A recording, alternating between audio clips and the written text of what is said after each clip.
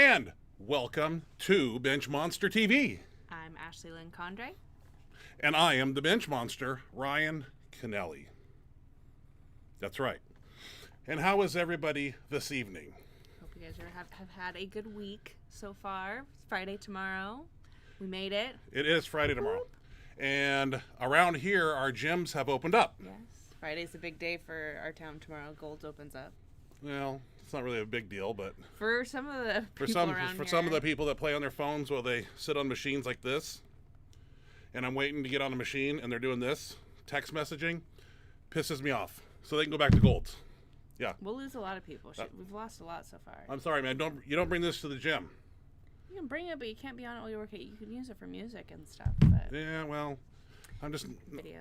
It's one of the things that pisses me off is. But yeah, you don't need to. You shouldn't be sitting there texting or looking at Facebook or Instagram or whatever else people do. Well, I've seen all of that. Well, yeah, because when the people play on their phones like this, I walk around and I see what they're doing, and then they're in text messages. I'm nosy, but you gotta do what you gotta do. So this week you had a problem uploading videos. What the hell's going on? I don't know. What do you mean you don't know? I don't know. I sent it like a billion times. We needed a squat, a bench, and a deadlift. You're a three lifter. I need videos. I need content. You can see you see the drafts. You see my outbox. Something's wrong with your phone. Like it's maxed out or something. It's not sending me videos. I need videos. I tried. I totally couldn't figure it out. Okay. Well, so hey, did we talk about? I was able to get the Marisa Inda one because it came from my computer, not Marisa who? Marisa Inda. Marisa Inda. Inda. Okay, yeah, I saw her video, and we'll post that. But so you're training this week. Did you rip your hand open this last week, or is that what's going on there? No, it's healing, but they're sore. They're kind of torn up a little bit. So you don't get that from bench pressing. You don't rip your calluses open on the bench. I mean, it's not as hardcore. I like bleed. I leave my skin on the bar. No. Okay. Well, we have a squat video of you. You want to watch that? So how did that make it through when nothing else? You texted it to me instead of sending it through a mail attachment. But the other one I texted bounced back to me. I know. I think our internet's spotty and we're having a hell of a time. I think. Story of my life with this stupid. This internet around here. People are just living on computers and schooling and everything, and it just I don't know. Tough times with the internet. I'm not making any excuses. Let's watch your squat video. I guess that's all. I don't know why that came through, but nothing else. It came like 5 minutes ago, and I just got it up. So. Yeah. Just got it up. Let's watch. You want to watch it? Sure. Okay. Well, what are we doing here? Well, this was on Sunday, and like Sunday. Right, like I was at the gym for quite a while, and as soon as I got home, I don't know what happened, but I think I had some sort of food poisoning, and I got super sick just for like the rest of the night, and then by the next day, like I was doing better. I remember that. But like, remember, I didn't realize that I wasn't feeling sick, but I like didn't feel great during this workout. Like everything just felt kind of hard. Right. And I was like, what? During the workout? Were you nauseated? No, my stomach was starting to hurt. When I pressed it against the belt, it felt like it was like squishing my guts. Remember I said that like multiple times. I was like, this is weird. Good speed. Yeah. It went a little bit lighter than I did the previous week because I was supposed to do 5 sets of 5 at a weight that I'm leaving 2 to 3 in the tank, okay. Or I could do 2-3 more reps. Makes sense. Which on this day, like it was struggle bus. And as soon as I got home, I took my creatine, walked to the next room, felt sick, started throwing up. I remember you driving, threw up. Yeah. So a week before I had a problem, and everybody here made fun of me and said I had vaginitis. I feel like it was kind of. I know. It was karma. I forgot I called it vaginitis. Well, yeah. Now vaginitis for me. Now what are you? Now what is she? What's hers? Penisnitis? What? I don't know. They made fun of me like when I was sick. Give her some shit now. That's what you get. I'm not gonna sit here and whine 8 times and. Well, I saw it though. The stomach flu. I think something didn't sit right in my stomach. It was violent enough that it was like food poisoning. I know. I've had that. It wasn't flu. I knew it wasn't like fluid because it was just like it happened like a year ago. Remember when I got super, super sick? Right. It really happened. I know. Well, I went out to Costco and I bought some of this alkaline water, 9.5. Yeah. It's nice. It's crisp. It's supposed to remove free radicals and all that good stuff. It's really light. It's nice, right? It's water. Oh, it's more than water. It's health water. I'm not promoting it or anything. I just thought it was cool to have some high pH. See what happens. Okay, so you got violently ill for a day. Right. Yeah, barely. I mean, it wasn't even full 24 hours. I was drastically better, but like my stomach was Like an on alien fire. in there, right? Like just like I don't knotted know, up. Felt like it was on fire. That was the best way to Well, describe it. I think we got poisoned by I something don't know. It felt like food. Like I don't really know. for like a day, right? Yeah, it's horrible. Yeah. It was And really, Pepto really, and really Tums and all that. Oh, it was terrible. Yeah. I'm so lucky I made it through my workout. I mean, it was so bizarre because it was like I took my creatine, I made a protein shake by the time I walked to the next room, started to walk back, and I just started feeling like just not good. Yeah. Well, there's nothing we could do. And I mean, it just got worse. you're just Like, dry heaving and everything's not good. But you know, I mean, you live and you learn. I could barely make it. I started throwing up while dry. Like I did not feel good. I was not doing good. Well, you're better now, right? Yeah. Okay, good. Yeah. Okay. By Monday, I was doing a lot better. Let's move into this lifter spotlight here. What's her name? Marisa Inda. Marisa Inda. She's one of Chad Wesley Smith's lifters. Okay. I edited her video down here, and she's She has been for a long time. Just real strong. It's like just a compilation of some of her deadlifts.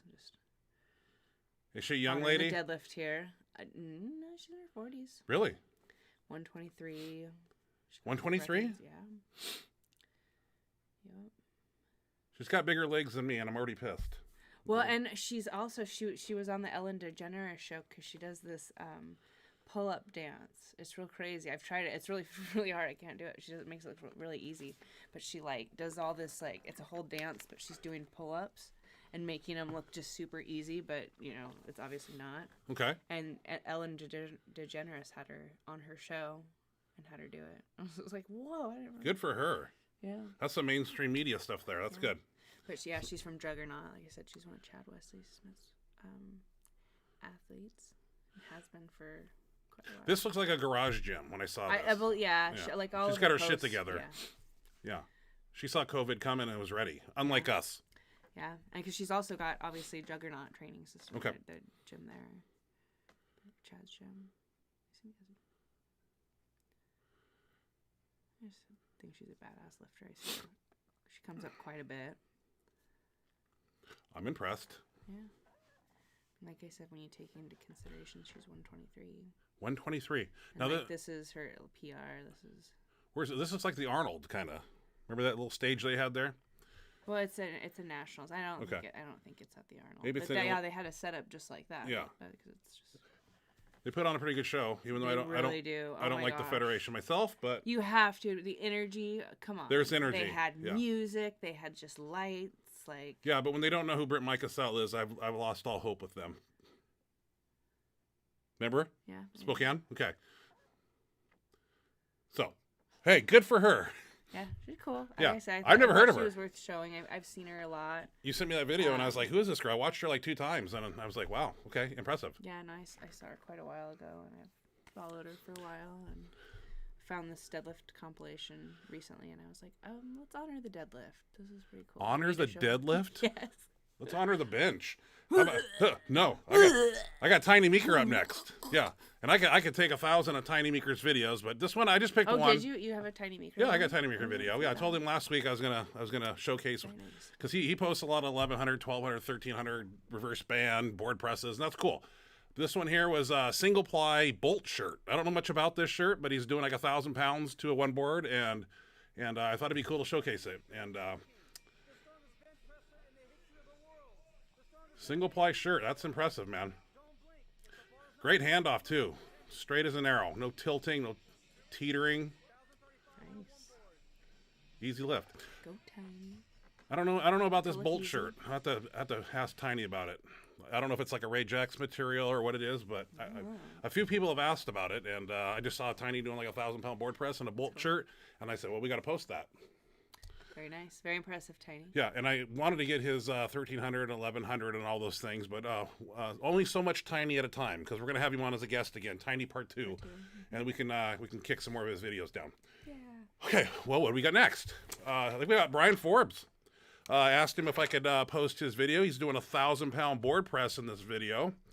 And he wanted me to reference, he trains out of the Den in Seward, Nebraska, and Jim Grandick's Big Iron Compound, Council Bluffs, Iowa. And this was impressive. You know, I scroll through Facebook, and I always look for videos. And I think we posted a Brian Forbes video 3 or 4 episodes back. Did we? Yeah, because he was training. It looked like in his garage. Yeah, it was really cool. So this one here, I believe he's doing a 1,000-pound board press here, straight weight. I hope it's 1,000. That's what I remember it.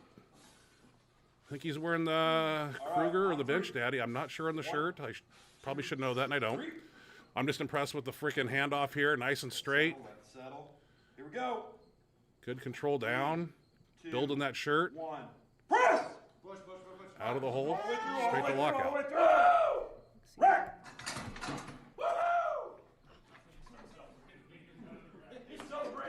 Yeah, boom. Yeah. I mean, that's what I like to see. Nice. That was motivational. And like I said, where he trains out of and who he trains with. And, I'm impressed by these guys who are getting the 3-man handoff. Tiny video, and that was Jim Grandick there handing off. The handoff's so important. And since now that the gyms have opened here, we got our crew kind of back in there now. And I got my max effort workout here from Tuesday night, and we got a new guy on the side for my 3-man handoff right now. And so Jacob. So I got Jacob, I got Big Rob, the head handoff person, and Nate on one side, I believe. But, getting it down, there's a balance to it, taking that weight out. And so it doesn't teeter and one person isn't holding on to it and it's out and it's set. It's a hard thing. And I'm not very good at side handoffs myself, but we'll just roll through this max effort bench workout here. And I believe I don't go too heavy in it. I'm just I think I go in the dark side slingshot, the Bumblebee. And we're just working on the 3-man thing, and I think we went up to 8, 7, I don't know, some chain on there, some crazy shit, I don't know. This was Tuesday night, and yeah, we got 2 chain on there, so that's like 60 pounds in chain, or 80, or whatever it is, I don't know, no clue. They just load it up, and I just bench it, so. Look at that boiler. Yeah. Here's Jacob here. He's new guy to the crew, and breaking him in a little bit. Nice. This new kid here. I didn't know he showed up. Oh, he showed up. You Yeah. didn't tell me that. I got a new recruit here. Nice. This guy's name's Brooks. He's 21 years old. He's got a 540 raw squat, 385 raw bench, 540 deadlift. A drug-free guy, and he's going to go a long way. Nate Brandenhorst here, of course. Always loves benching. I got a cool story to tell about this workout. After Nate did this, I went to 5 plates, and I made a bet with Nate. See, I went here, and I thought Nate was going to do this too, because he was acting cocky, and we're talking some shit during training. So after I did this, he said he was going to do it for 5 reps. Well, I was playing on the camera phone there, or my camcorder, and they took off a 45. I said, if you can do 500 with 2 chains for 5 reps, I'll walk out the gym and never come back. So I put it up, and then anyway, he didn't do it. He did 4 plates, and then I'm going on 2 board here with some getting ready to warm up for the slingshot, I believe.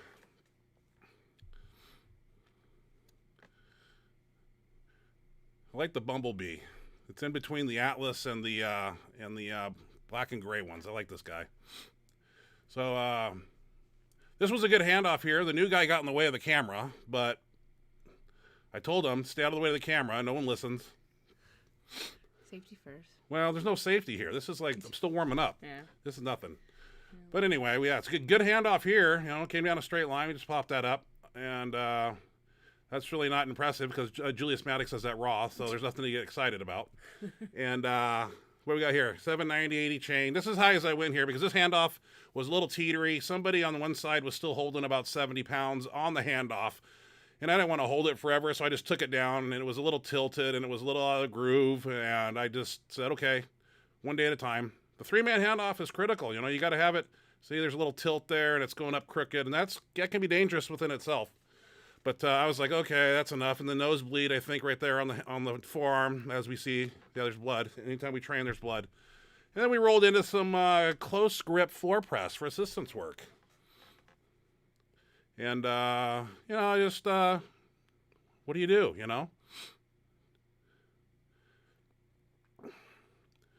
think I went 3 plates, 3 1/4. This is hands right next to smooth, and I skipped 3 plates and 1/4. This went 405, and I was like, maybe this is too much video for our first day back in the gym. So I cut this video short on this. But after, what do we do after this? Another day in the office. I think after that we did the bamboo bar with monster minis attached to the bench and hanging 25-pound plates. And we did extensions with those. And then what else did we do? Were you there? No, you weren't there. I was at work. You're at work. Okay. So, and then what did we do then? Rolling dumbbells on the flat bench. One of my favorites. And we did 6 sets of 6 heavy, and then 1 shoulder exercise, tricep push down, still failure, walked out of the gym. And that concluded that workout. And tomorrow is speed bench day. And what I need to do is plug in the camera and take that too, because I need to get more content. Now that we can film and post again, and Are you within legal realms of the governor of this, whatever he is up there. Yeah, I think we're good to go. So we'll get more video content now. I can actually film and will not go to jail.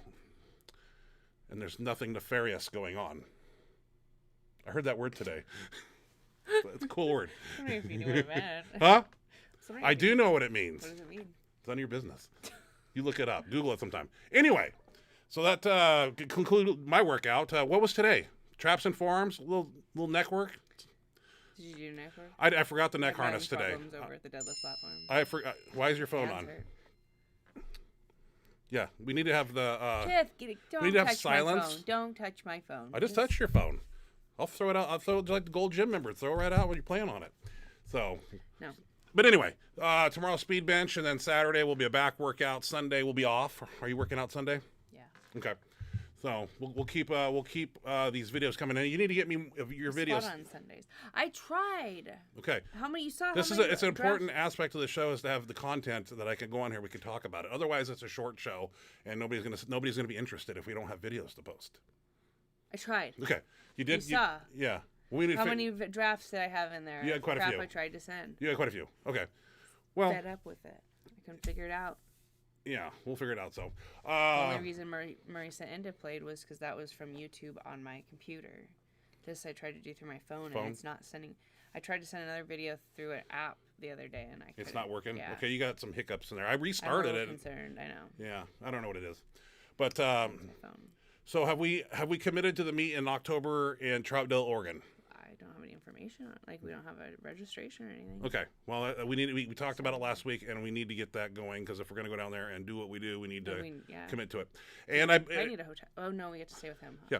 That at And- least helps. Talked to Jimmy Kolb this past week, and I did get an introduction from him, and he is planning on being on the show next Thursday, unless the Earth explodes and we don't have the show, or he doesn't. Yeah, unless something happens. Runs into hiccups. That's We never our know. plan, Yeah, our plan is to have Jimmy Kolb next week, and we will break it down and get into the mind of a world record holder, 242 and 275, or he sent me the information. 275, I know. 950 at 242. 242. I think he That's what you 242. told me yesterday. Yeah. Well, Michael Song, I don't know. I haven't gone to open powerlifting to check records. I don't really think that they are suitable to hold the. I don't know. I like Glossenbrenner. I like Michael Song. Rest in peace. But I don't know where to go to check all-time records now. Does Powerlifting Watch still have those? The all-time records. Like unlimited powerlifting or something. Open powerlifting. Open powerlifting. Yeah. Or something, and then it shows you all like every meet you've ever done. Really? Somebody found somebody found it on me the other day and showed Okay. it to me. Well, And it shows every meet I've ever done, and it's crazy. well, maybe I need to go check that out. like from the Pride meet that we did in 2008 at 509, that's there. Really? So these are like statisticians. This is not like one person that's open powerlifting. These are like multiple. I And they're not U.S. don't based. know, They're- but it's a like database. I mean, it's Okay, it well, had all my stuff. Well, I need to check into it and because and I the powerlifting watch that I used to check didn't. It just had like the rankings, and if you hit it, you were there. But on this one, it has your yeah, what I like you've done. all time equipped bench records and squat and deadlift and all that. I like to see those. And the raw too. Raw's kind of fun to look at once in a while too. But all-time shirted. I know it's Meeker, myself, Cold. You should look at yours. I bet yours has pages of your meets. Really? Huh. We'll have to Okay, check that out. mine does. Mine shows that I've gotten first every single one that I've done, dating back to like 2008. Every meet, It huh? has all of Huh. them. Yeah, Open it's powerlifting. crazy. Well, I need to check that out. Hey, what's going on in the chat box today? I don't know. Are we ready for the chat? No more videos? Did you play your? No more videos. It's a short day. I It's a piss poor day for videos for us. And I even brought Max Effort Bench into play here, and it wasn't enough. See, we need more video. I tried. Well, there's a whole bunch more things that I could have brought on here, but baby I steps. thought I had stuff, but You- I you couldn't did. get myself to play. Okay.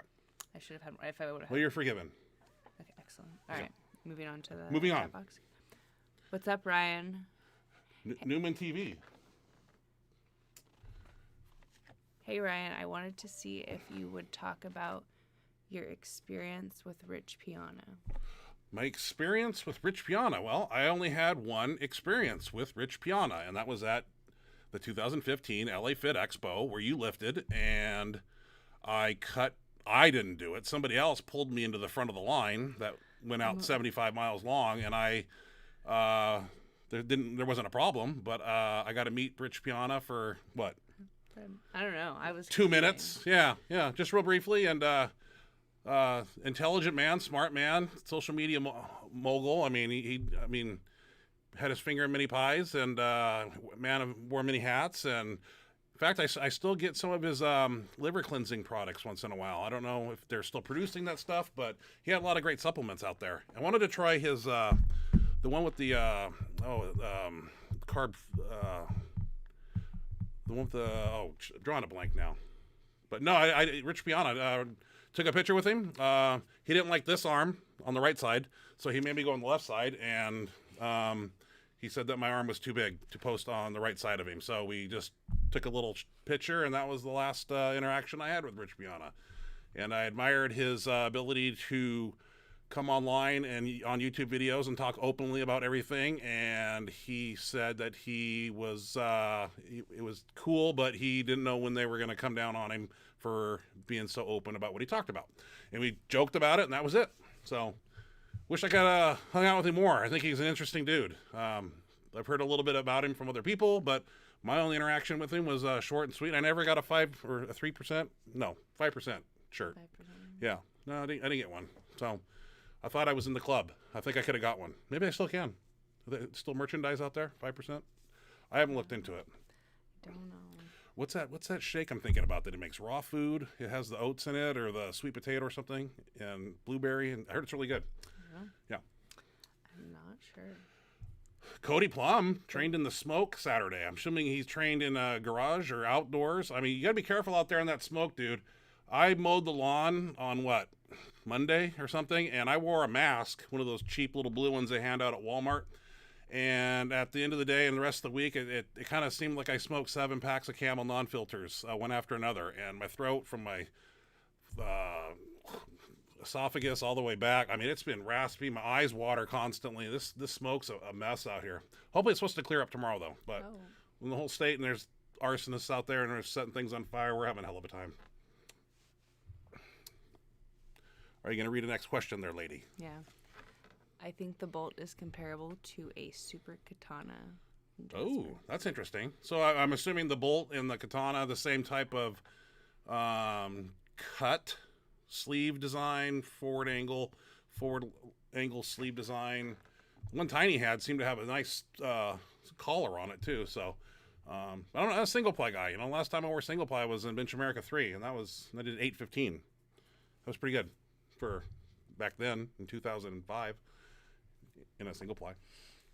So super katana. I've never worn one of those. BJ has though. Another guy on our crew. Next question. Zoning out. Cody Plum. I'm glad you told me about fibers popping while breaking in my Inzer shirts. I had that happen, but stayed with the lift and got down to a 2-board. Yeah. Those, that's just in the neckline, armpit. You know, you're going to have little pops and cracks. But like I say, get those shirts on early and allow them to heat up with your body. And if need be, some people spritz, like spray water on the shirt. I always like to take a towel and soak it with warm water. Just dab it in certain areas where there's going to be pressure points at. So it tends to help relax the fibers. The Bolt shirts are light blue now and have a lot of improvements. New improved Bolt shirt was released on July 15th. New and improved, huh? The Bolt's all single ply shirts. Is that the ticket? Not sure. I don't either. Like a triple ply Bolt or interesting. Not sure. I don't know much about Bolt. I like multi-ply shirts myself, like triple ply, 4-ply, all that good stuff. More is better. Wrist measurement. No. Did I ever get my wrist measurement? No. But let's see. There's a measuring tape down here. I don't think so. God darn it! We Oh, forgot. we did forget. Yeah. Yeah. I don't know. I don't know. There's no tape measure down here. What the hell? I don't think so. Well, shoot all damn hell and crap. Sorry, sweet. We Next time. don't know the wrist measurement. I don't wear a One of watch, these days. but probably 10. I don't know. 10. I don't know. We'll figure it out. Total beast, by the way. Thank you, Swep. Sweet freak. Sweet. Oh, yeah. Yeah. Cody Plum, those handles you got on that rack are sweet to get on the floor to press. I need those. Where do you get them? Well, those aren't handles. They're actually pivoting arms that you actually walk out with and do overhead press with on those. So they're attached to the rack, but they make it very easy to get up off the ground when you just grab them. But like I said, they're attached to the rack there, and you basically put weights on the side, walk them out, and push them in front of you, or go up even under them, push them up over your head. So it's a great shoulder press device that's attached to that rack. I don't know where he got those at.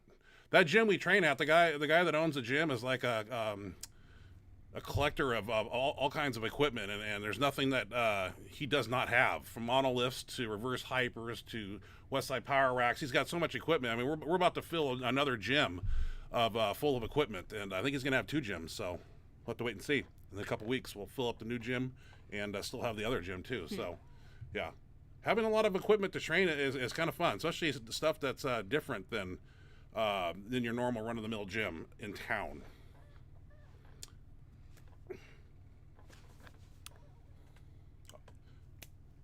On it? No.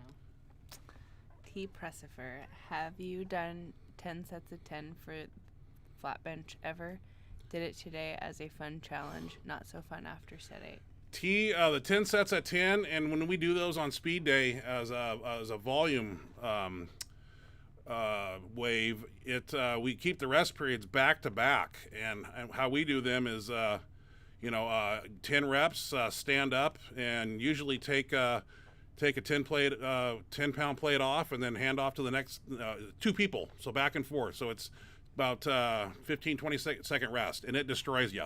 We keep the rest period super short. We could elongate them somewhat, but 10 sets of 10 will definitely wipe you out, depending on your bar band weight, bar chain weight ratio that you're using. But they are hard, and they're fun. I mean, it's mentally tough, but at the end of it, though, you in our case, sometimes we use straight weight 315 pounds, 10 sets of 10, that's 31,500 pounds of volume, and 10 sets of 10, usually 15 minutes, usually takes.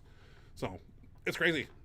Haven't done it in a while. We're on 9 sets of 3 right now. Everybody's doing 9 sets of 3, and we're going to do a mock meet probably in 9 weeks, and everybody's going to max out, and then we'll roll back, and then I think COVID will be gone by then, and everybody will be looking for a meet and around here, and hopefully we take everybody to the big show that we train with, and they do their best. So we'll see. Not sure.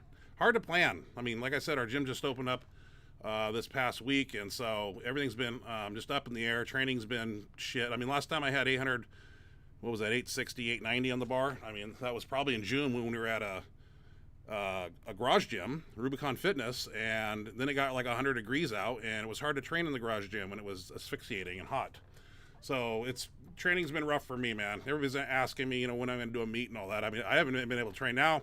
It's the 3-man handoff issue. So now I got to get my guys committed to the 3-man and make it just like the videos we saw tonight, from Tiny to Brian Forbes, getting that bar out straight. None of this teeter. One person's got 60 pounds over here. None of that.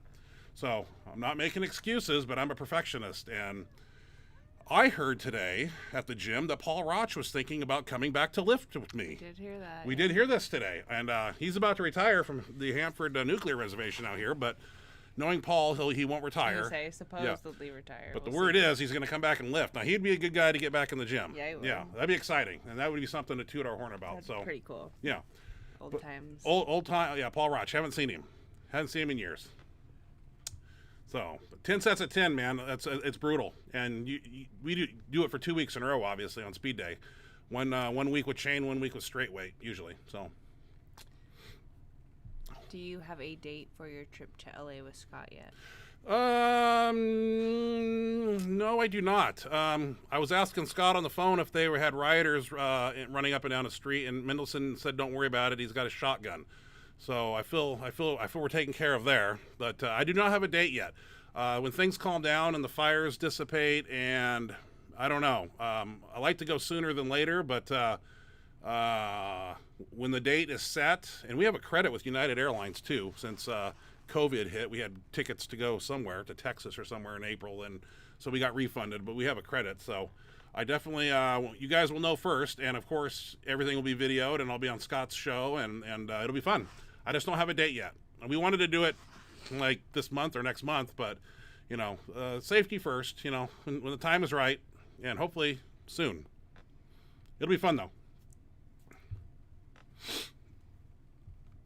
Tea. Do you need these? Yeah. No. Where were we at here? Well, right by the mouse. Okay. Did my neck harness this week also 70 for 3 sets of 10? Love that thing. I've had mine since 1996. Oh, right on, T. Yeah. Is that something that you do regularly in training, or did you just break it out recently? Because I haven't used it in a long time. I had it for a while, and then I kind of broke it out after reading Todd's book and getting into this neck and trap training. And it's that 70-pound dumbbell that I did on the show a few weeks ago, man. That was a lot, man. So I've been doing like 25-pound plate, and just getting volume in right now, and before I start jacking my neck out of place. But Todd Beecraft, glad to hear you're doing neck harness work. Seth Muse, is there something that you have done in your past training that in hindsight you would have changed? Oh, my past training that I would have changed? Well, it's been a lot of trial and error in past training. So I've done things that didn't work, and if I could go back and take those back and do everything that worked, like I said, I would be a world champion in 7 years instead of 14.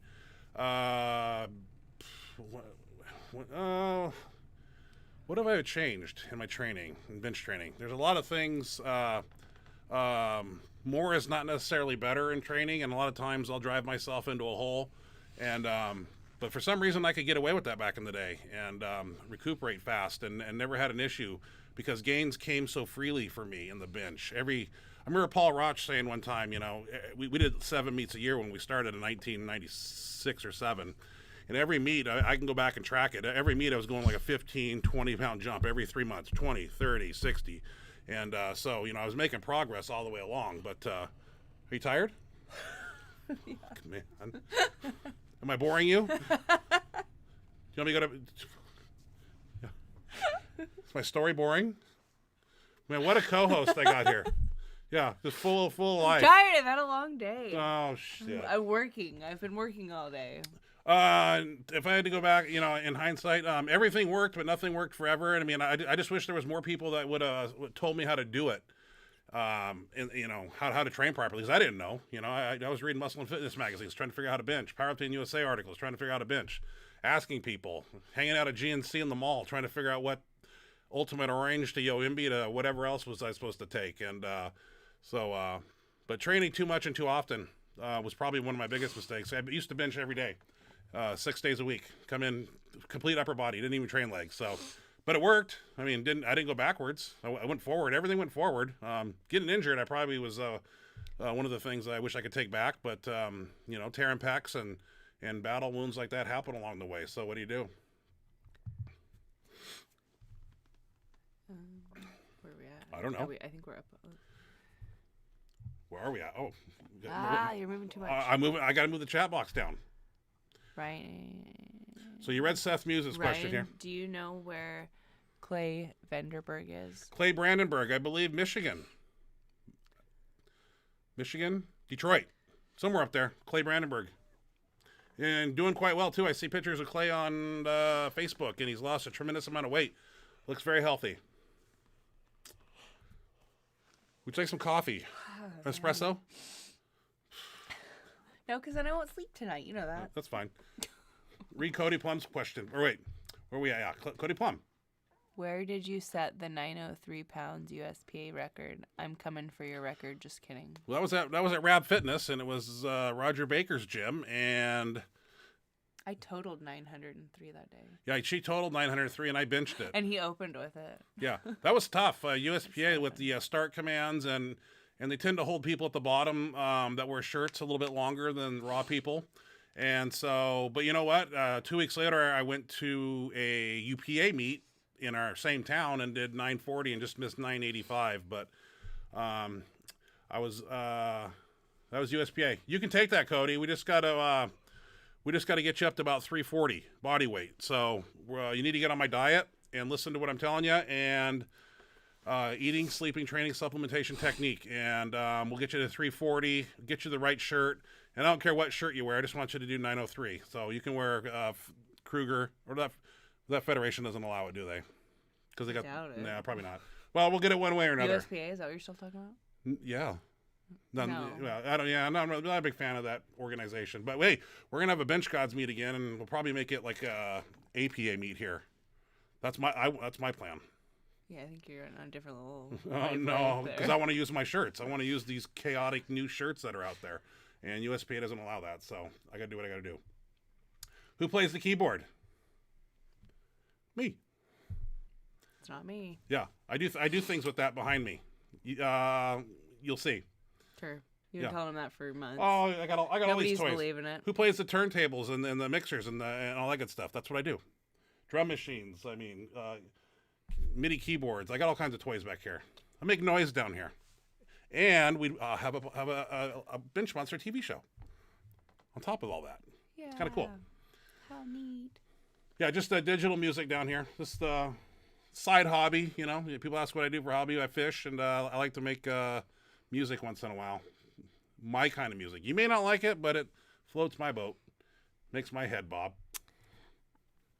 T. Pressifer, I neglected it for a while, but Ryan and yourself sparked my enthusiasm again. I assume that's Nick training. That's cool. Yeah, absolutely. You know, I do it, you do it, and other people start doing it, and we start a clan here. You know, and we breed greatness, and we do things like 10 sets of 10 and neck training, and everybody benefits from it.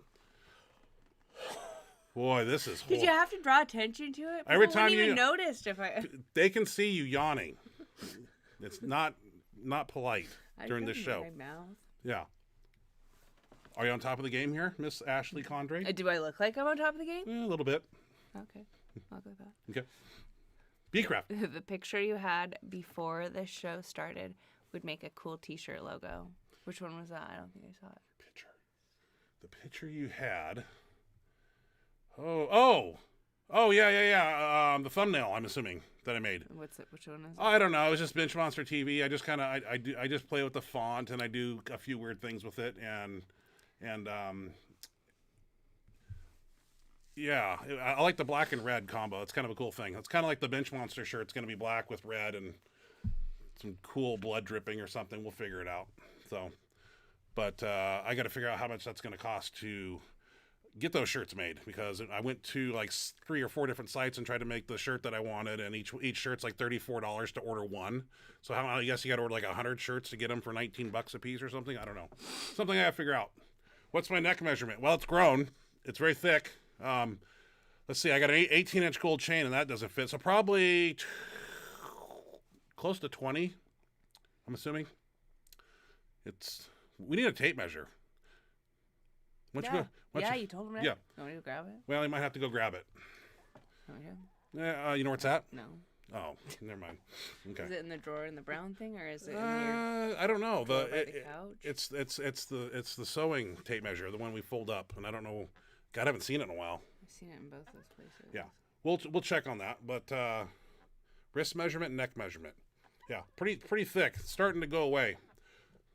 I was up to 315 pounds a week ago, and I was it was definitely head attached to torso. The neck is kind of like disappearing.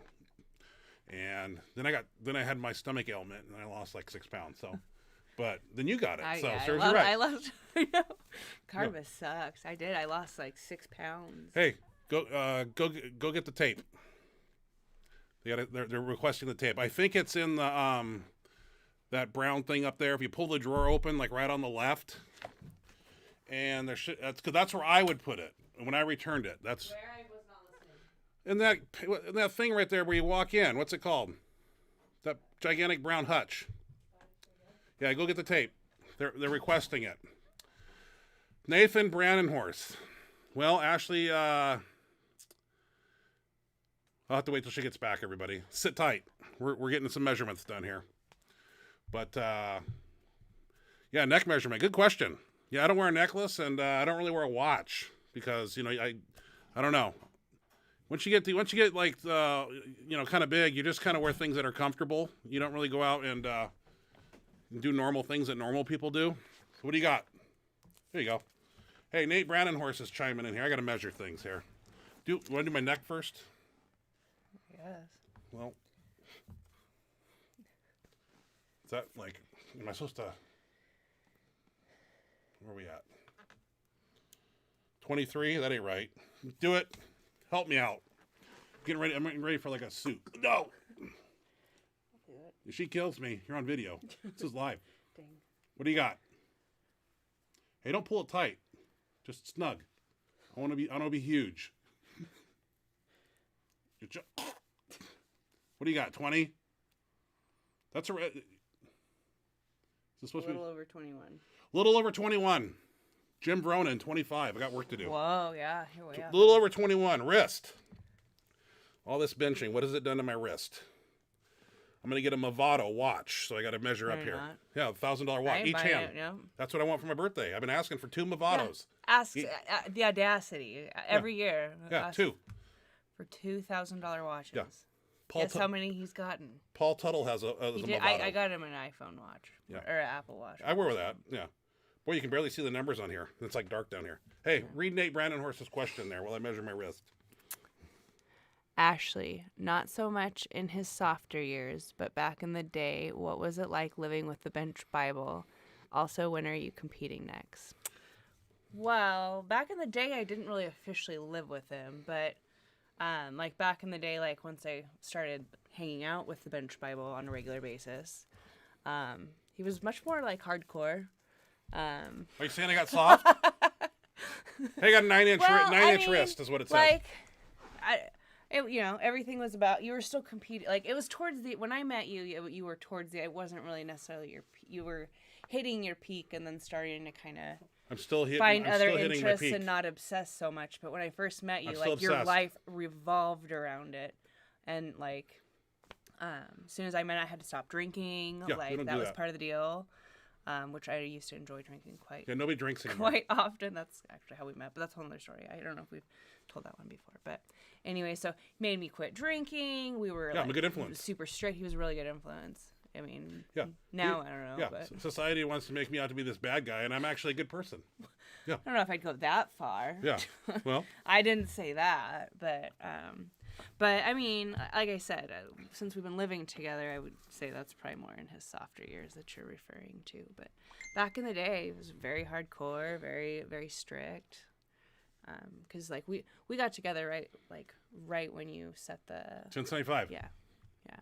Well, so like I was just in awe of like this world champion, like the greatest in the world, and like when I'd go to like I remember like one of the first times that I was at one of the workouts with like your team, they were like all bragging on you, and they're like, he's the Michael Jordan of bench pressing, he's the Tiger Woods of and yeah, so I was kind of in awe too. Yeah, I don't know if that answers your question, but that was kind of like more of what the experience was like when I first met him and started spending time with him. Was he was like still obsessed with bench, like his whole life revolved around competing. Well, what am I now?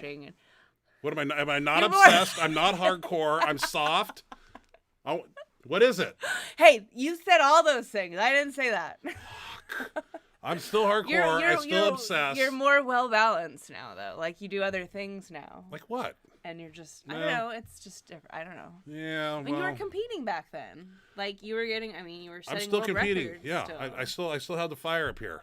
It's just. He was making me gain 10 pounds. Remember that one meet Yeah. where you made me gain 10 pounds? Yeah, met you. And what I tell you to do? One day. Yeah, put on weight. Overnight. Yeah, I made you. We went to IHOP, and was, I had one sick plate of and food, and yeah, you had how 4. was my performance the next day? It wasn't good. Well, we had to find a balance of what worked for you and what did not work. And obviously, putting 10 pounds on in 10 minutes didn't work for you.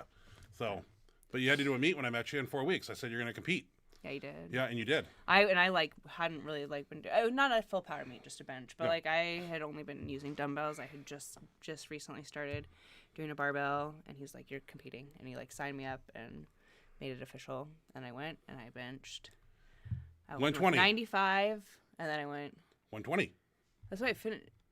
No, I finished with 115, and then I tried the 120. You didn't pause. I didn't pause it, and then I got up and threw a tantrum and threw my wrist. And I was impressed because you don't see that type of fire and competitive nature I was in people. so mad because it was really easy. Winning is everything. I took it down and put it up, and then I was like, "Oh crap!" And I tried to go back down and pause Can't it, do that. and they wouldn't let me do it. What federation was that? UPA? That was Pride. Pride. West Camp. West Campin. That was the first one, and you did. That was one of the first. That was the 308. Where you dropped from super heavy to 308. It did 9. And you did 960 something. 985. I was gonna say I think it's 970 or 985. Yeah, back when there was cool Phenom shirts that actually worked. Yeah. Okay, let's move on. Well, no, there was a second part of the question. When I'm competing next, if we do that meet in October that Todd Beecraft is putting on, that would be my next one. If not, then the only one I know for Arnold? sure that should be happening that I can commit to is the Arnold. So. I mean, that's kind of my rough plan. I don't know what we can rely on these days, but Todd was pretty sure that one was going to happen. So Yeah, it's probably going, maybe it's the October going down. one. October 24th, Troutdale, Oregon. For funsies. Yeah, we're going to be there. Okay. T. Prestifer. I used the Duffalo bar for it today. Oh, jeez.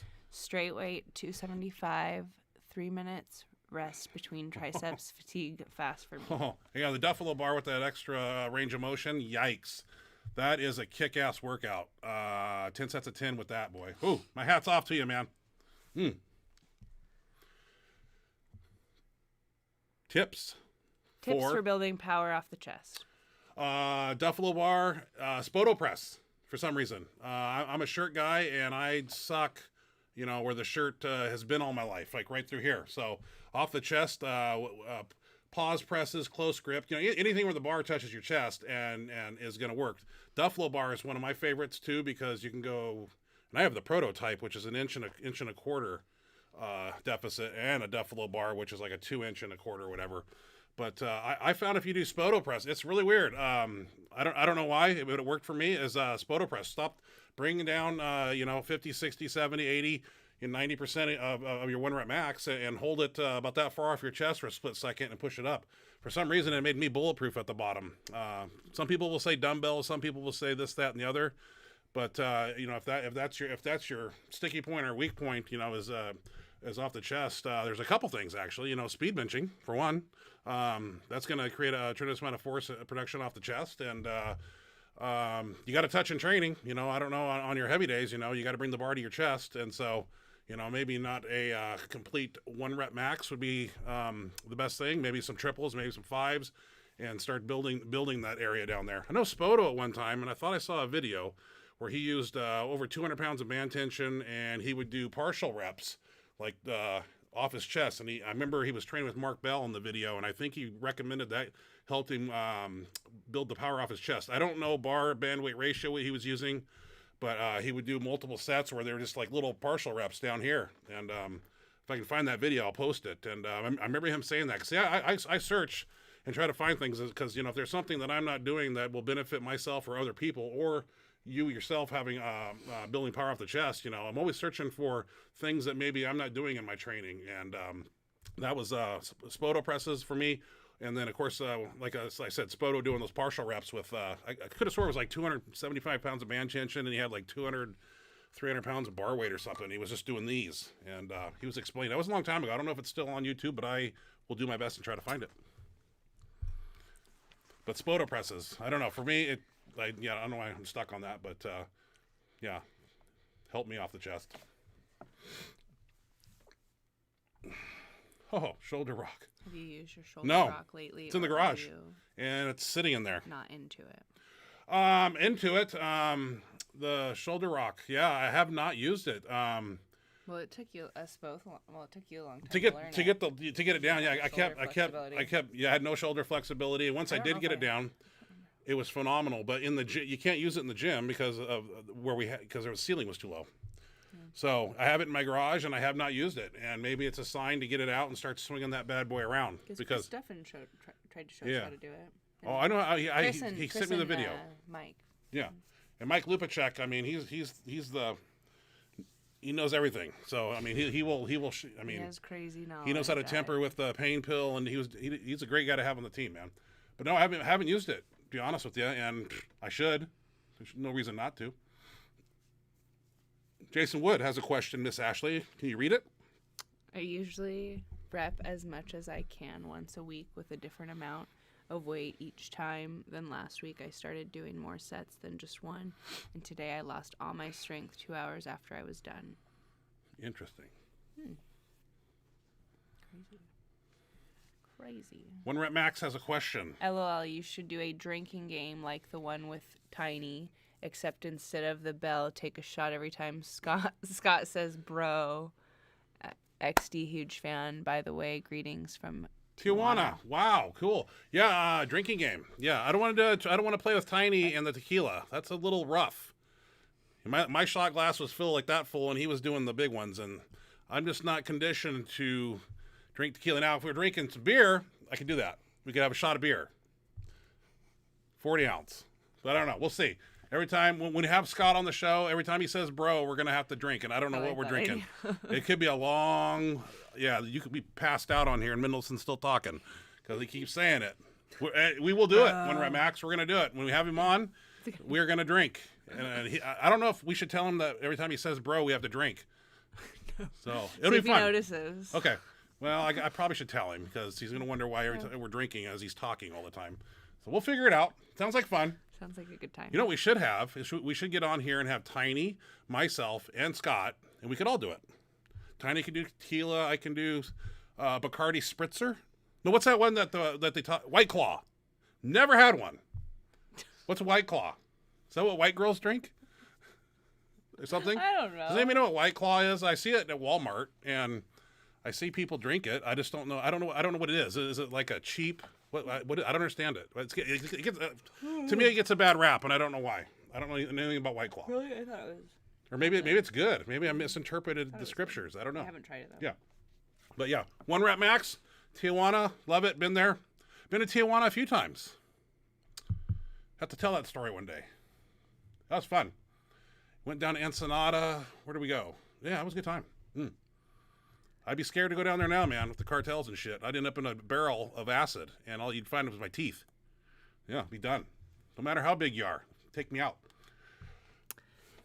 Those arms on the rack are called ISO arms. They are an attachment for the squat rack, Titan Fitness, and REP Fitness.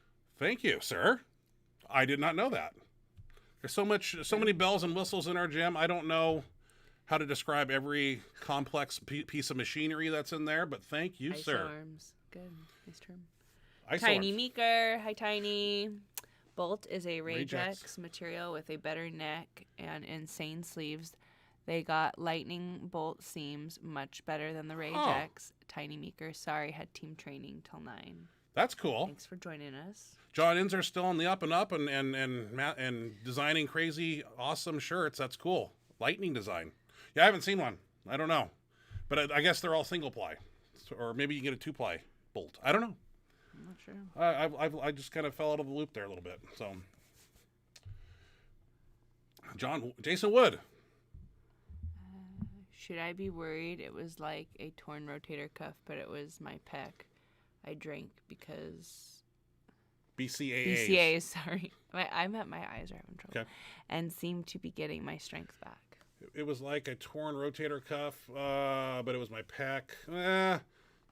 Well, I would think you need to find out specifically what it is. You can't guesstimate and just kind of like think it's this, think it's that, because you're one step away in the gym from making it a complete disaster. And I was talking to a kid today in the gym, and he didn't listen to me. He was doing shoulder press, and he's like, "Oh, I got it hurts. I have sharp pain, like rotator." And he did this motion here. He's like, "Oh, it's like a knife in there." And I go, "You probably shouldn't do any more shoulder presses right there. I would shut it down, man, and go home ice, And what does he do? Goes right back over. He's doing this, and I try to help people, but you don't have to listen to me. But it depends on what type of injury that is, Jason. I don't know if it's in the pec. Is it a strain? Is it a tear? Is it black and blue? BCAs are one thing, but icing and letting it rest is another thing, and coming back slow. I mean, just because it feels better in 2 days doesn't mean you want to go up max out and have it rear its ugly face once again, because there's just constant setbacks. When you don't listen to your body and you don't let it recuperate and heal, you keep getting setbacks. And as you're getting setbacks, your competition is moving farther forward. Like last week when I was sick, I was down for like 3 days, and all my competition had moved forward. I'm 3 days behind now, so I got work to make up. Ryan, T-press for Ryan. I did the neck. Okay. People catching on to that. Yep. It's good. Oh, where we at here? Oh, we're up here. Tiny Meeker. I don't know where Talk about the drinking game. Tiny Meeker, 1 rep max. We would be trashed if we do that drinking game. Trashed early. Yeah, not good. Destroyed. And another down for 3 days again, like hung over. It's nothing pretty. Oh, couch ridden again, like this. IVs for hydration. It'd be horrible. Oh, neck harness for years. I took some time off during COVID, but I regularly do them weekly, sometimes 2 to 3 times. Oh, cool. T's on top of that shit with that neck harness. Jesus. I guess it wouldn't hurt to do it here at the house. As you're doing sit-ups or watching TV, I can do my neck work like this. I used to do that. I don't know. I used to do workouts at home. Oh, tired again? Are you? That's what I was talking about. You being obsessed and intense earlier. I'm still obsessed and I'm intense. Yeah. Thank you for walking right into my point. And I wasn't going to say that till you wanted to give me crap for yawning again. All right? You're setting a world record for yawns. Yeah, now I'm going to start doing it on purpose. Clearly ruffling feathers. I'm going to continue it. Robert Hernandez, what do I take? What do you take? Eat, take, do to keep your joints healthy. Elbows. Nice. Healthy. Well, I irritate mine quite often, and once they get inflamed from all these rolling dumbbells and shit, Louis Simmons said to take a mini band, flip it over top of a rack, and do violent push downs, high repetitions, and stimulate the soft tissue in the elbows. Tiny Meeker recommends ice, has been for many years. So a lot of times ice. Peptides, TB500, phenomenal anti-inflammatory. Turmeric over here. Tiny Meeker has a great product too. I like the GLC. Accustatin. I know it's expired. We had it for a while, but we still got a few. I took all of it, I think. I thought we had a box down here with like 6 bottles. You just said it was expired. You thought it was expired. It's a couple years old. Down here expired. Yeah, but it's still good. I took it. I used it. It didn't get wasted. Tiny Meeker's product. Nasty and sassy. Tiny Meeker's product, the Accustatin and the other one, definitely helped my lower back. And totally helped my I don't remember having many elbow problems either when I was taking it. And I haven't taken it for a long time. I've actually not. But if you had to ask me over the counter stuff, Tiny Meeker's product, the Accustatin and what's the other one? Which one's GLC? GLC, 3,000, 5,000. Yeah, it's in the cupboard up there. That's what I recommend. Most of them are gone. Yeah. Thor is down to 380 body weight. Eddie is 360. Their boxing match is next September. Who's your man? Well, I think it's going to be a charitable. I don't think there's bad blood. I think it's they're going to do it and they're going to get paid well. I don't know. Thor. It's just going to be a lumberjack. We'll see. Eddie Hall seems to be training pretty hard for it. So hard to say.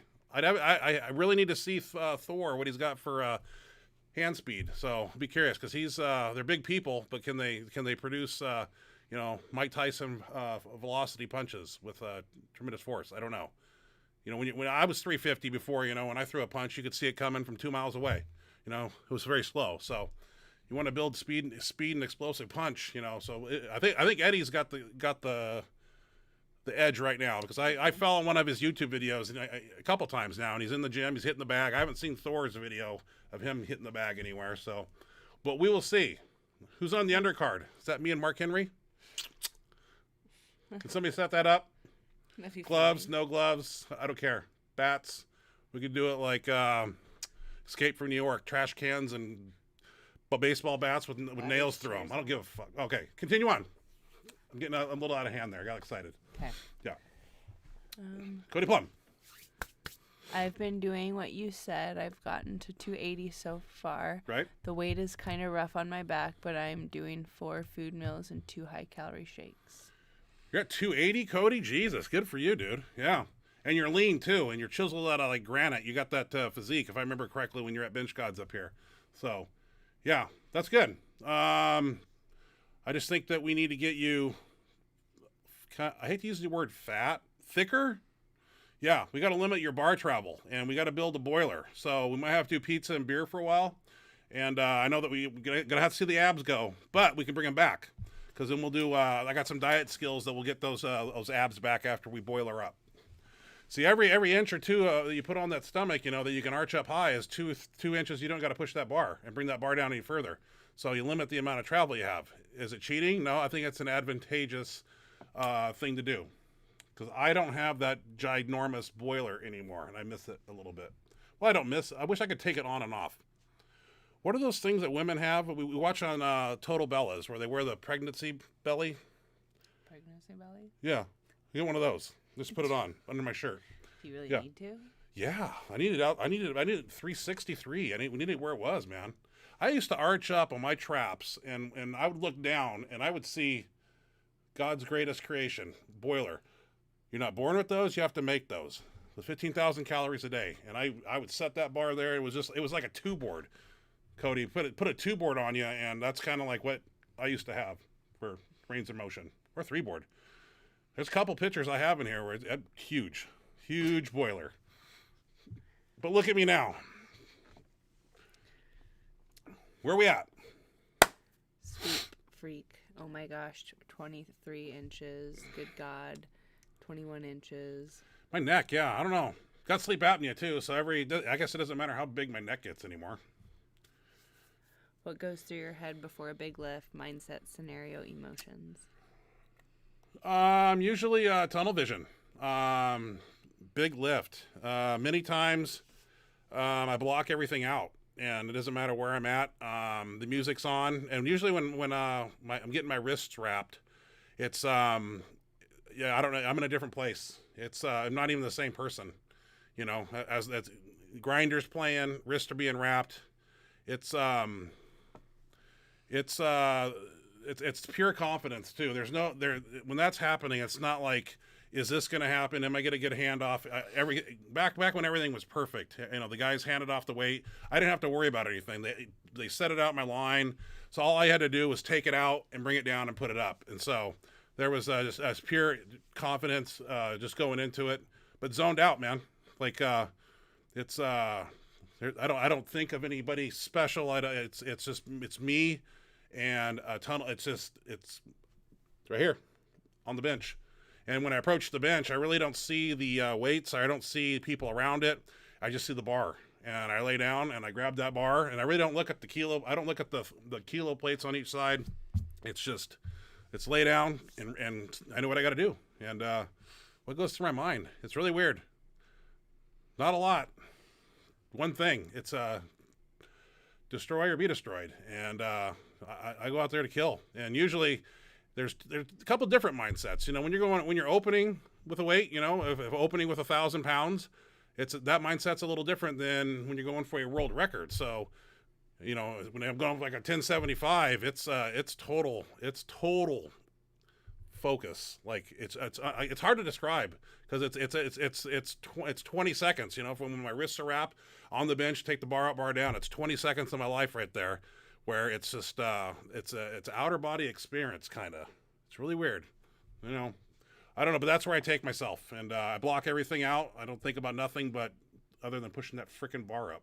So that's a good question though, because you know haven't had that thought go through my mind a lot. But I don't think about losing. I don't think about anything else other than getting the lift, and that's the kind of positive mental fortitude I take into that situation. And because the last thing you want to do is get ready to wrap up, and you're like, oh, am I going to get this or not? There's never in my mind, in all my lifting years of taking big lifts, that I ever, as Paul Roch is wrapping my wrists, I'm like, am I going to get this? Well, did I get it in the training? Did I get it? No, it's going. It's 110%, and if it goes, it goes, and 99% of the time it went. So that's kind of a cool question. Made me think there for a minute. Sweet freak. He is ridiculous. 9 inches. Oh my gosh. Massive. Todd Beecraft, thanks for getting the tape. Ashley, you're welcome. Alex Estrada. Ryan, do you ever use reverse grip bench or even better reverse grip floor press into your rotation of tricep work? Reverse grip floor press I've never done in my whole life. We actually did reverse grip a while back, just for fun, because my best reverse grip bench is 500 pounds. So it's comfortable. It's a different groove, and I don't think it's possible to push the bar over your face when you reverse grip. But I guess you could, but it's more of a straight line, and it's kind of fun to do. We don't do them often. I personally have them on my tricep assistance pages for an accessory movement for triceps, and kind of tends to hit the medial head under here, and when you do them, so 2 board, 3 board, something like that, just lockouts. We do a lot of reverse grip push downs too. Reverse grip floor press, that's a new one. That is a new one we're gonna do. Write that down.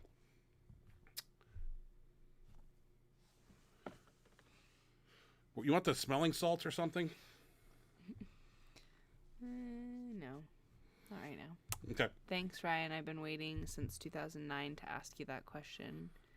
T. Pressifer 21 is massive. Todd Beecraft. Ryan, maybe like a decade or longer ago, there seemed to be a number of guys who were snapping their forearms while benching. People are benching more than ever now, but you don't see or hear about those anymore. Why do you think that is?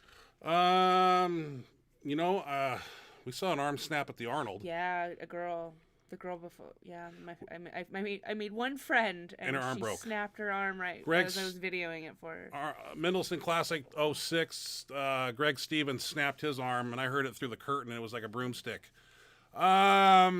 Honestly, I think the reason that we were seeing those pre-existing hairline fractures for some reason always come to mind. Maybe, but in the forearm is where we see those quite often. So a lot of times I'm going to say it's the bench shirts. Back then, denim shirts and those things, from what I saw, they would lock up, of course, and then you come down, and when the shirt locks up and there's any type of wavering, it's gonna get the best of you.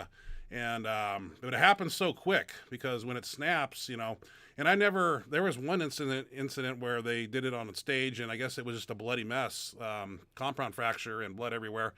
I'm not sure. I don't like to watch those videos myself, but I'm more leaning to, I've taken the bar high before with in denims and any super tight shirt that has very little flex.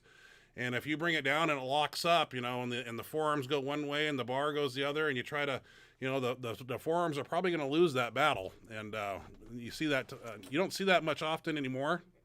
Where are you going? Just up and leave my show. This is great. One hell of a broadcast today. Yeah, yawning, just up and leave. Yeah, see you later. Oh my God, this is horrible. Anyway, but I think it's bench shirts. The few arms that I've seen break were denim shirts, and I'm not picking on shirts or anything, but I just think that they came down, and then the bar would start to waver one way or another, and maybe they try to correct it, and snap goes the forearm. But kind of a scary thing to see, and I don't like to see that. I don't like to see any type of powerlifting injuries. They just make me cringe, and it's the worst possible fear as a lifter, to see somebody, get injured on the platform. And whether I don't even like to see biceps go in deadlift. I mean, it's just, it's nature of the beast, I know. But Ed Cohn's West Side documentary, where his knee goes, I just can't watch those things, man. I don't like to see them. No, I don't either. But yeah, that's crazy. But I think with these, but flip side of the coin, you got these new Kruger shirts and these, and people are able to hold and handle way much more weight than they may be capable of doing. So I'm not jinxing anybody, but I mean it could be a recipe for disaster. Not everybody. I don't know. It's hard to say. I mean, there's only the bones in the. I think as you go. I don't want to say as you bench more years of your life, your bones just become like bulletproof. I would say. I don't know how I've done it so far. I mean, I remember one time I took 1,100 pounds out and held it, and could have swore my forearms were doing this, honestly, and so it's just it's weird, but yeah, definitely don't like to see injuries. Forearm, no. Just talking about it making me cringe. I remember I was 6 feet away behind the curtain on the Mendelssohn Classic, and I heard that forearm snap, and then the ambulance and man. Then you got to go in there with plates, and 9 times out of 10 you don't come back from that when you snap those in the forearm like that. So.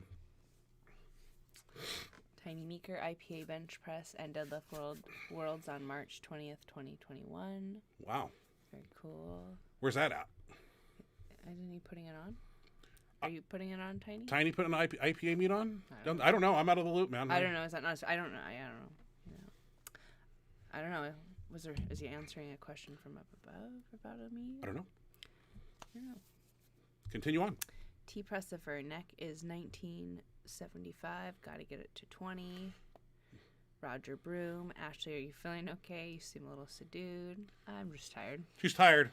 I've started going back to a school. I work at a school, and I've started to have to go back to my routine, and so I'm just a little tired. I was like dozing before we even started. Yeah, we gotta get sitting here like, we gotta get you some cross tops and get you amped up here. So I'm doing the best I can, people. Yeah, hang in there. Bear with me. Seth Muse. I fabricated a Duffalo bar yesterday, and I used it today. It really targeted my chest. I'm very tricep dominant, so feeling anything in my chest is hard. fabricated a Duffalo bar. Really? Seth, can you make me a bar? If you get the ability to fabricate bars, that's cool. Yeah. So you're actually bending steel. That's cool. Tiny Meeker, let's do the drink. Laughy. We're going to do the drink. Yeah. Maker's Mark. Ooh. Maker's Mark, people. Maker's Mark and Coke. White Claw is also... Alco Pops like coolers. Oh. So it's well, it's carbonated. I understand that. Okay. Yeah. It's like a wine, seltzer, beer. I don't know. I'm not going to go buy a 6-pack to find out, but I just hear... I hear a lot of jokes about White Claw. Remy Shirley, definitely the trio of bench press strength would be an epic show. I'll be drinking beside you guys. Yeah, I think Mendelssohn said I have to come to his gym to do his podcast, and then he was supposed to come up here and like sit right here and do our show. I don't know if they can fit us in the TV here. The camera only goes so far back. So we'll have to wait and see. What are you reading there, Ashley? Well, are you in line here? No, I skipped ahead because this guy down here knows the girl that broke her arm at the Arnold. She works out at his gym. Okay. Tiny Meeker says Bolt is only single. Well, that's good to know. I was just curious. LOL, Tijuana is not that bad, only if you're looking for drugs. Ha ha ha ha. Sorry to bug,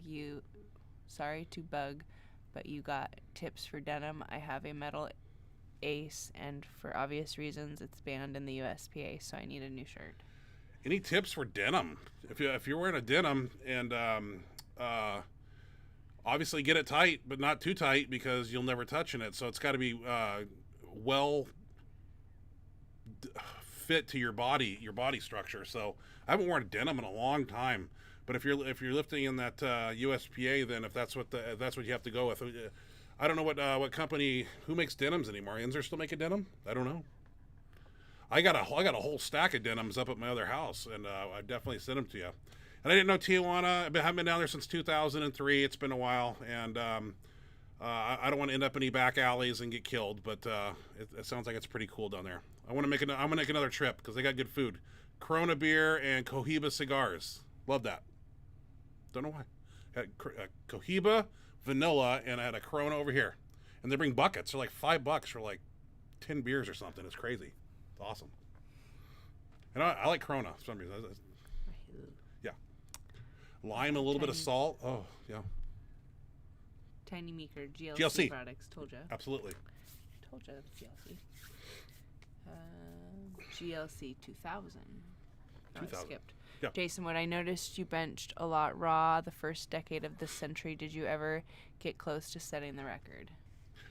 Yes and no. 'Cause that's the way we used to train in the early days. You know, we trained raw all the way up 2 weeks before a meet and then put on our shirt.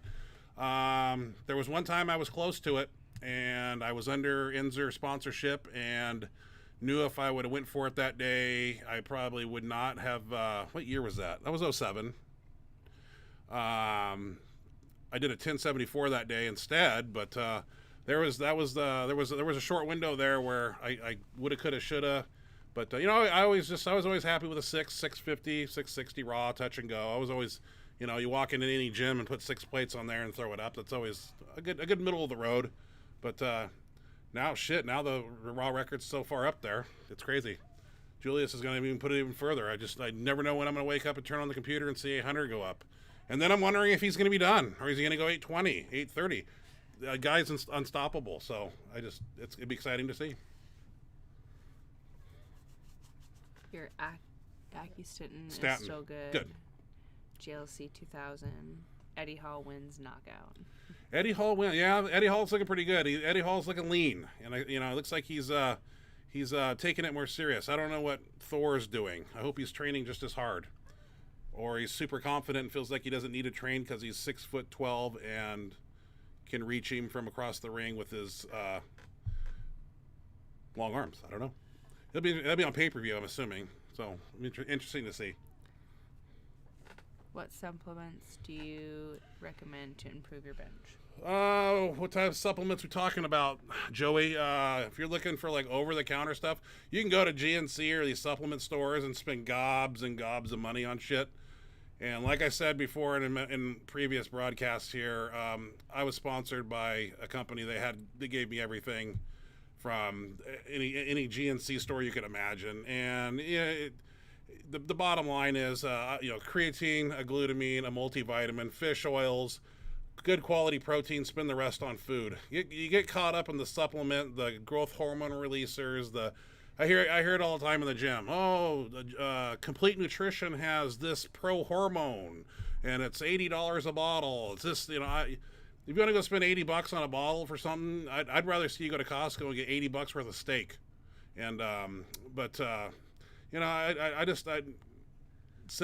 keep things simple. That's why I say creatine, glutamine, multivitamin, fish oils, and spend the rest on food because in my day, if improve my bench press. When my body weight went up 10 pounds, my bench went up. So that's why when I started this game weighing 220 pounds, when I got to 250, bench with 270. Then I was trying to figure out how to get to 300, eating egg shakes, raw egg shakes, Wrote about that in my book, and they took it out because of health reasons, because I wasn't pasteurizing the eggs. I was getting 5 dozen raw eggs and doing 6 raw eggs and a quarter cup of dry milk and fat-free milk and chocolate syrup, and doing 4 of those a day, 2 Totino's pizzas, 2 Encore lasagnas, because I was poor. So I was eating those type of things and got up to 300 every pound I put on. I'm just not going to send you to any supplement store and tell you to because there's so much shit there. So much. It's a crapshoot.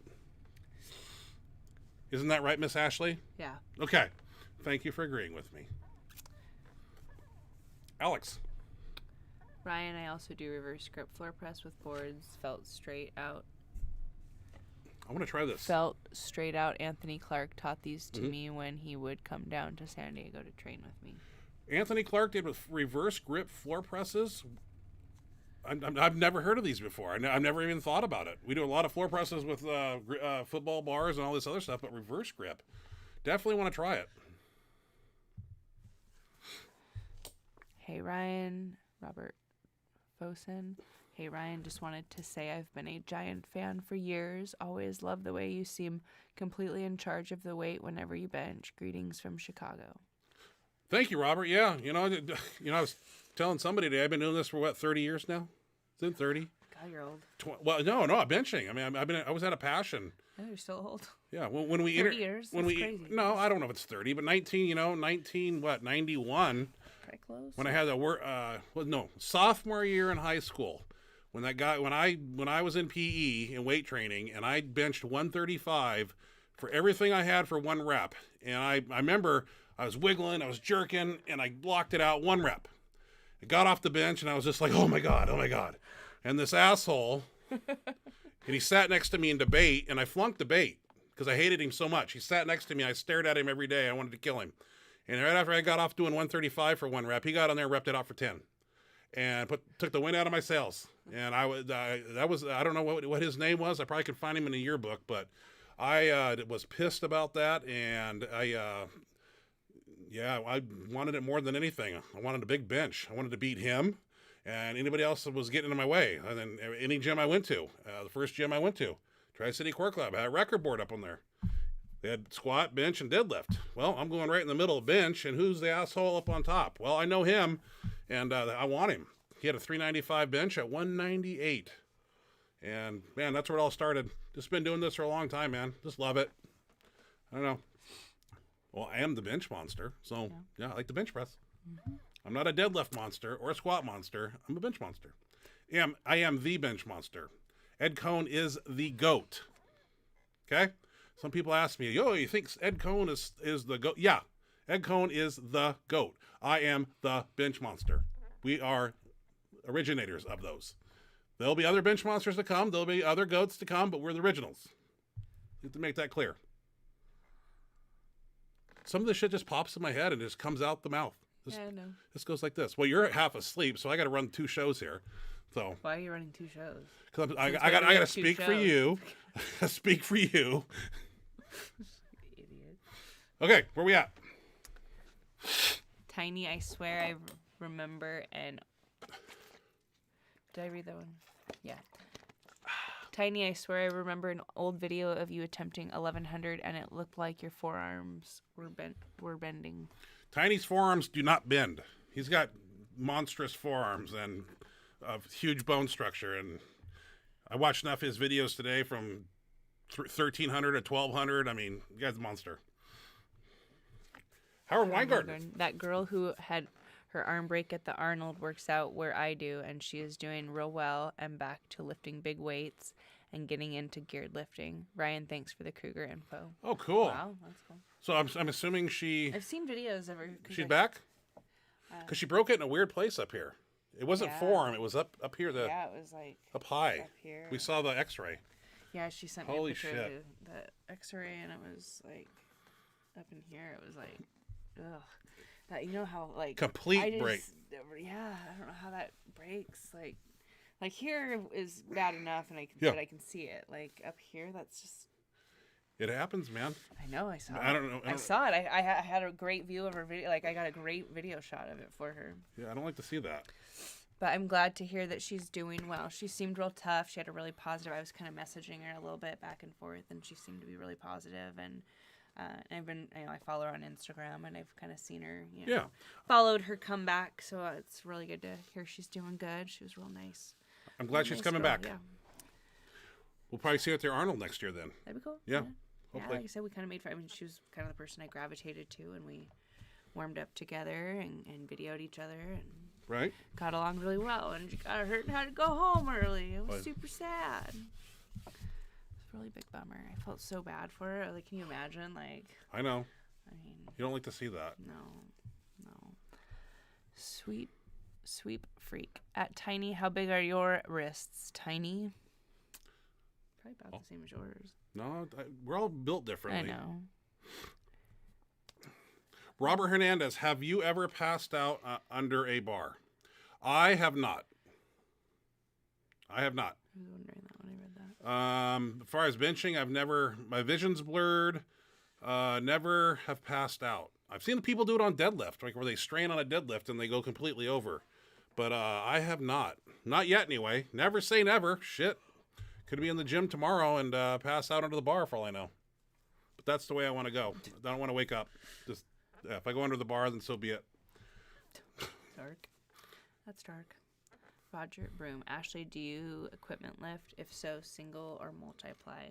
I've played around with it. I haven't really done too much of it. I've done one equip bench meet ever.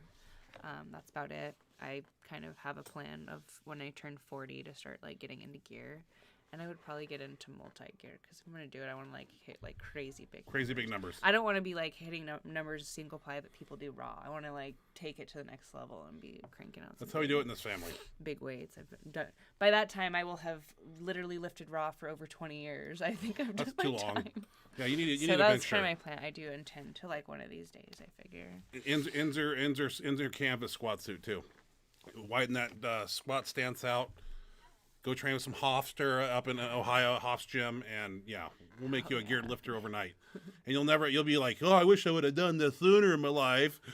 Yeah, because gear's where I'm it's gonna at. be just like that. Yeah. I think so.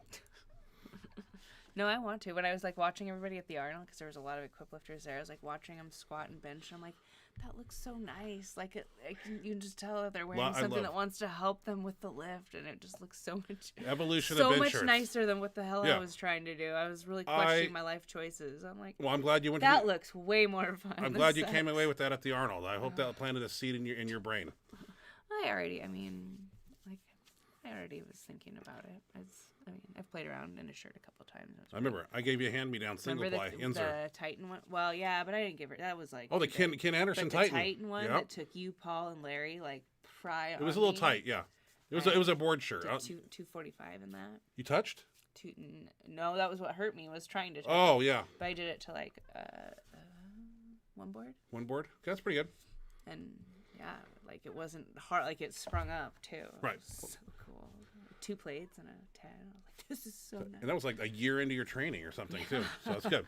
Yeah, I mean that was at the time I was only benching like 140 or 150, like, and I put that shirt on and could do 245 to a board.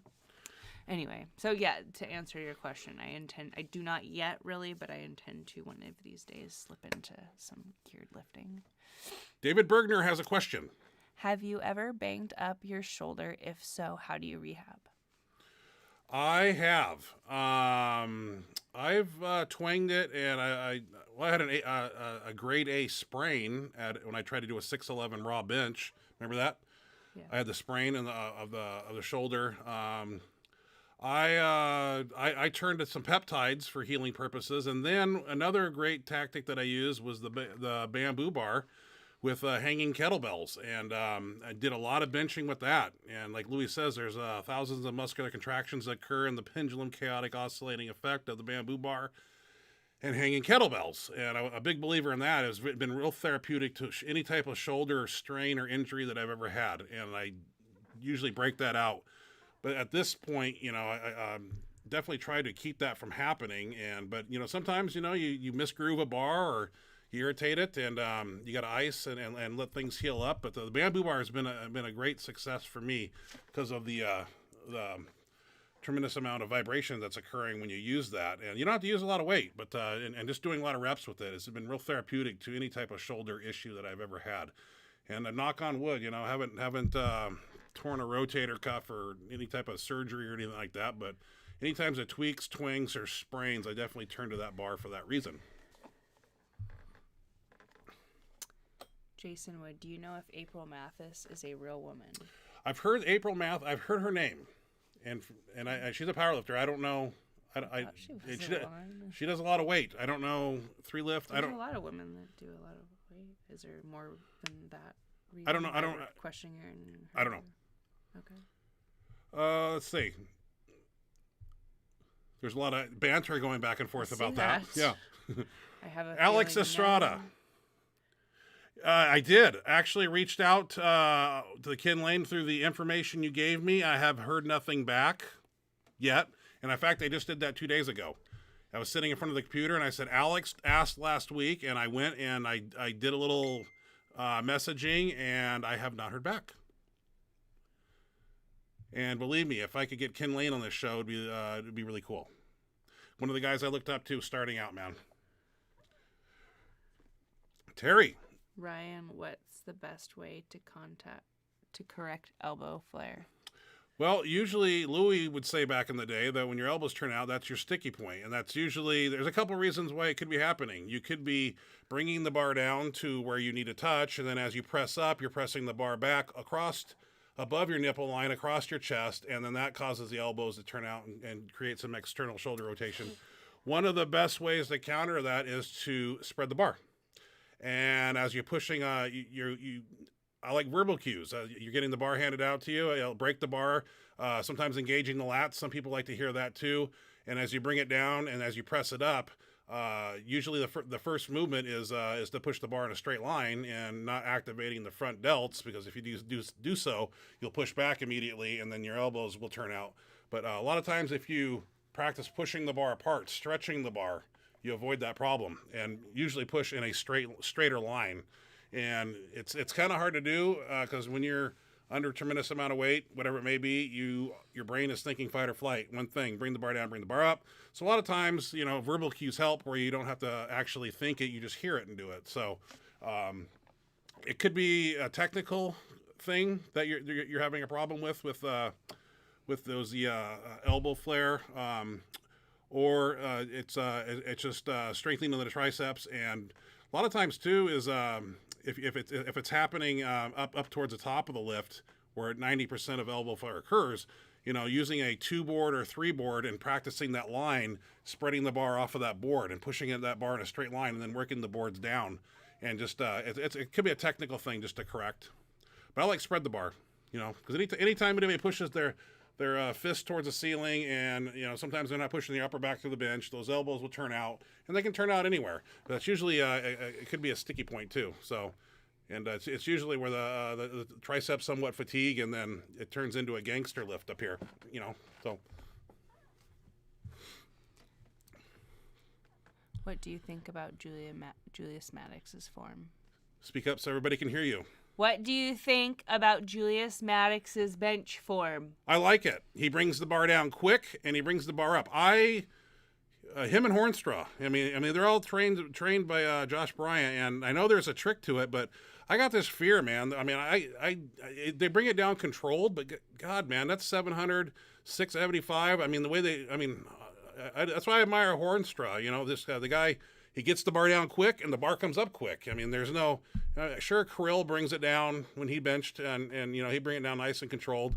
But Julius, man, he takes it out, and he just gets that bar down, and that freaking thing comes flying up. I just don't know if my sternum can handle that type of the eccentric phase of the lift. I haven't tried it yet. I'm kind of scared, but I think his technique is tremendous. I got nothing bad to say.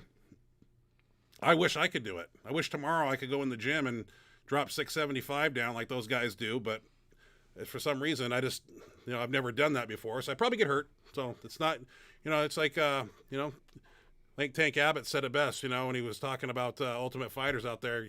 You gotta go out there and do what works for you. You're not gonna go out there and pick it up and be a Gracie Jiu-Jitsu fighter overnight. You got to kind of go out there and do what works for you. And that type of benching style, I've never done before. But I admire it, though, because faster down equivalates faster up.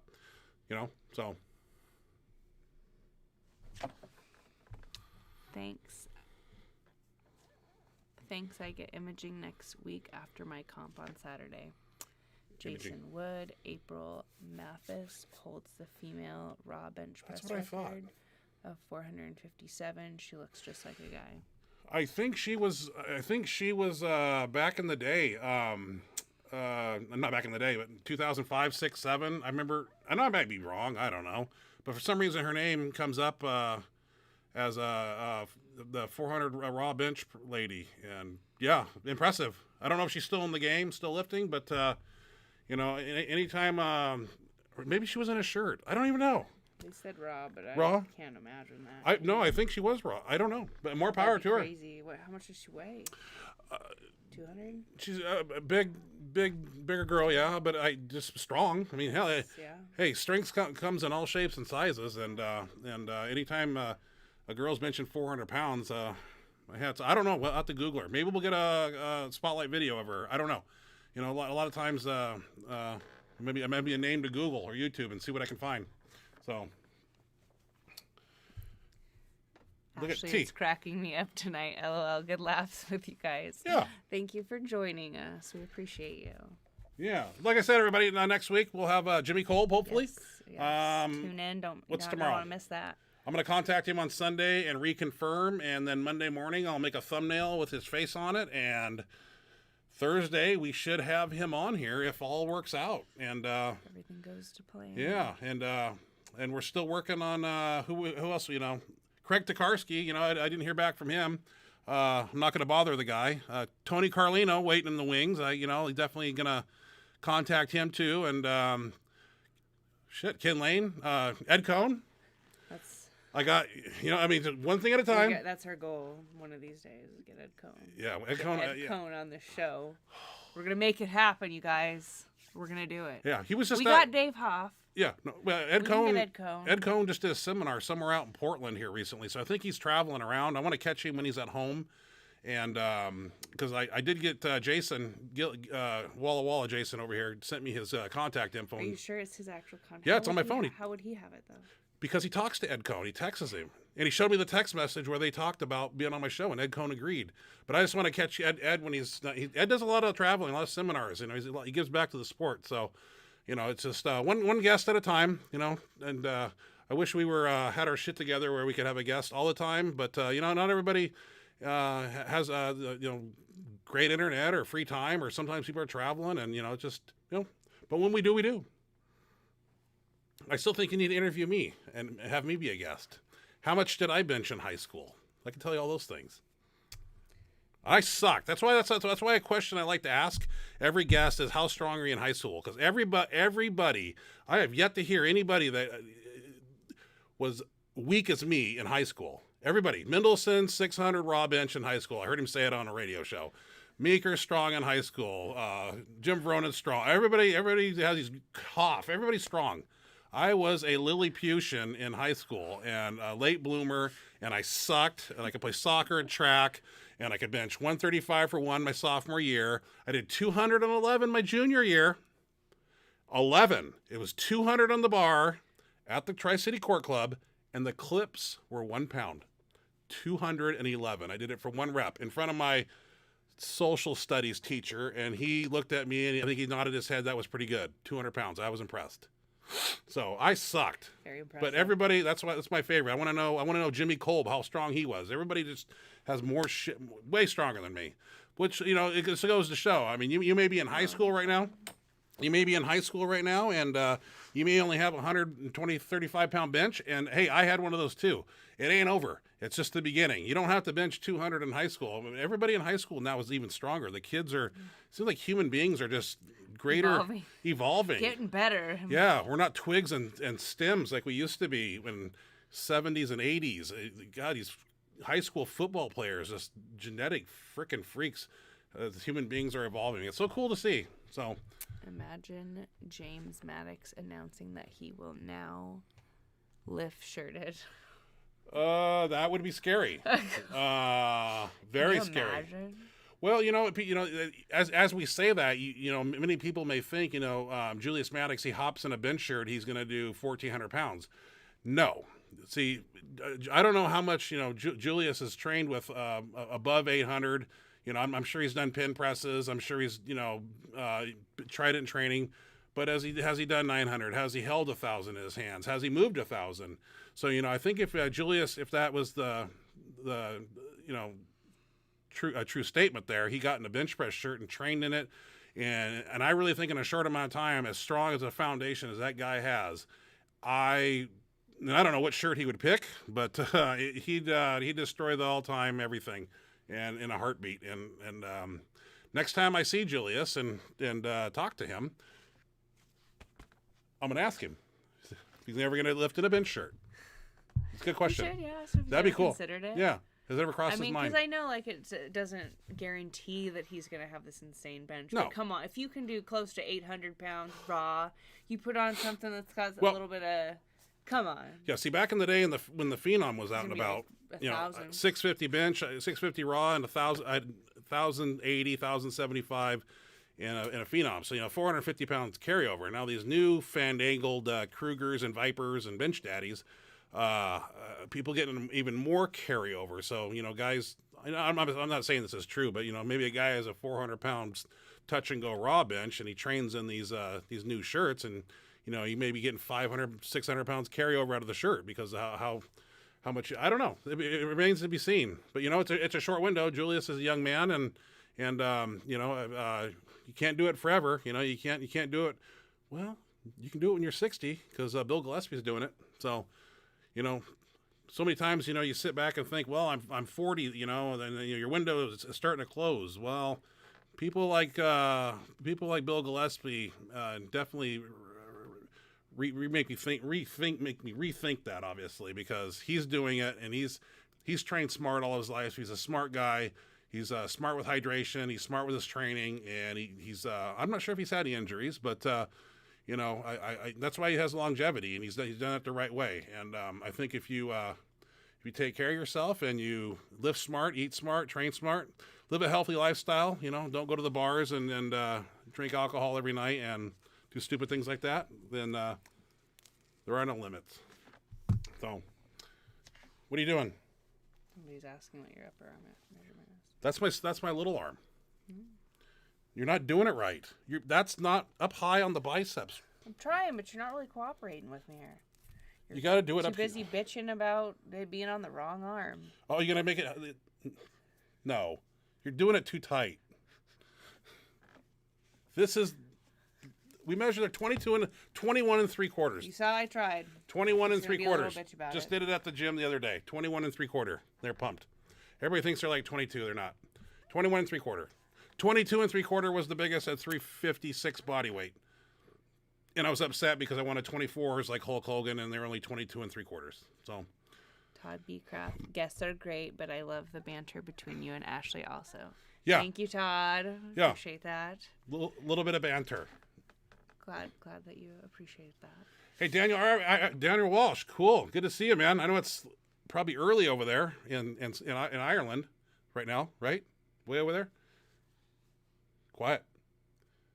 I think it's like 4 a.m. over there. It's kind of crazy. Yeah. Thank you for joining us, Daniel. Yeah, good to see you. Thank you. He's got a question. Oh, what's the question?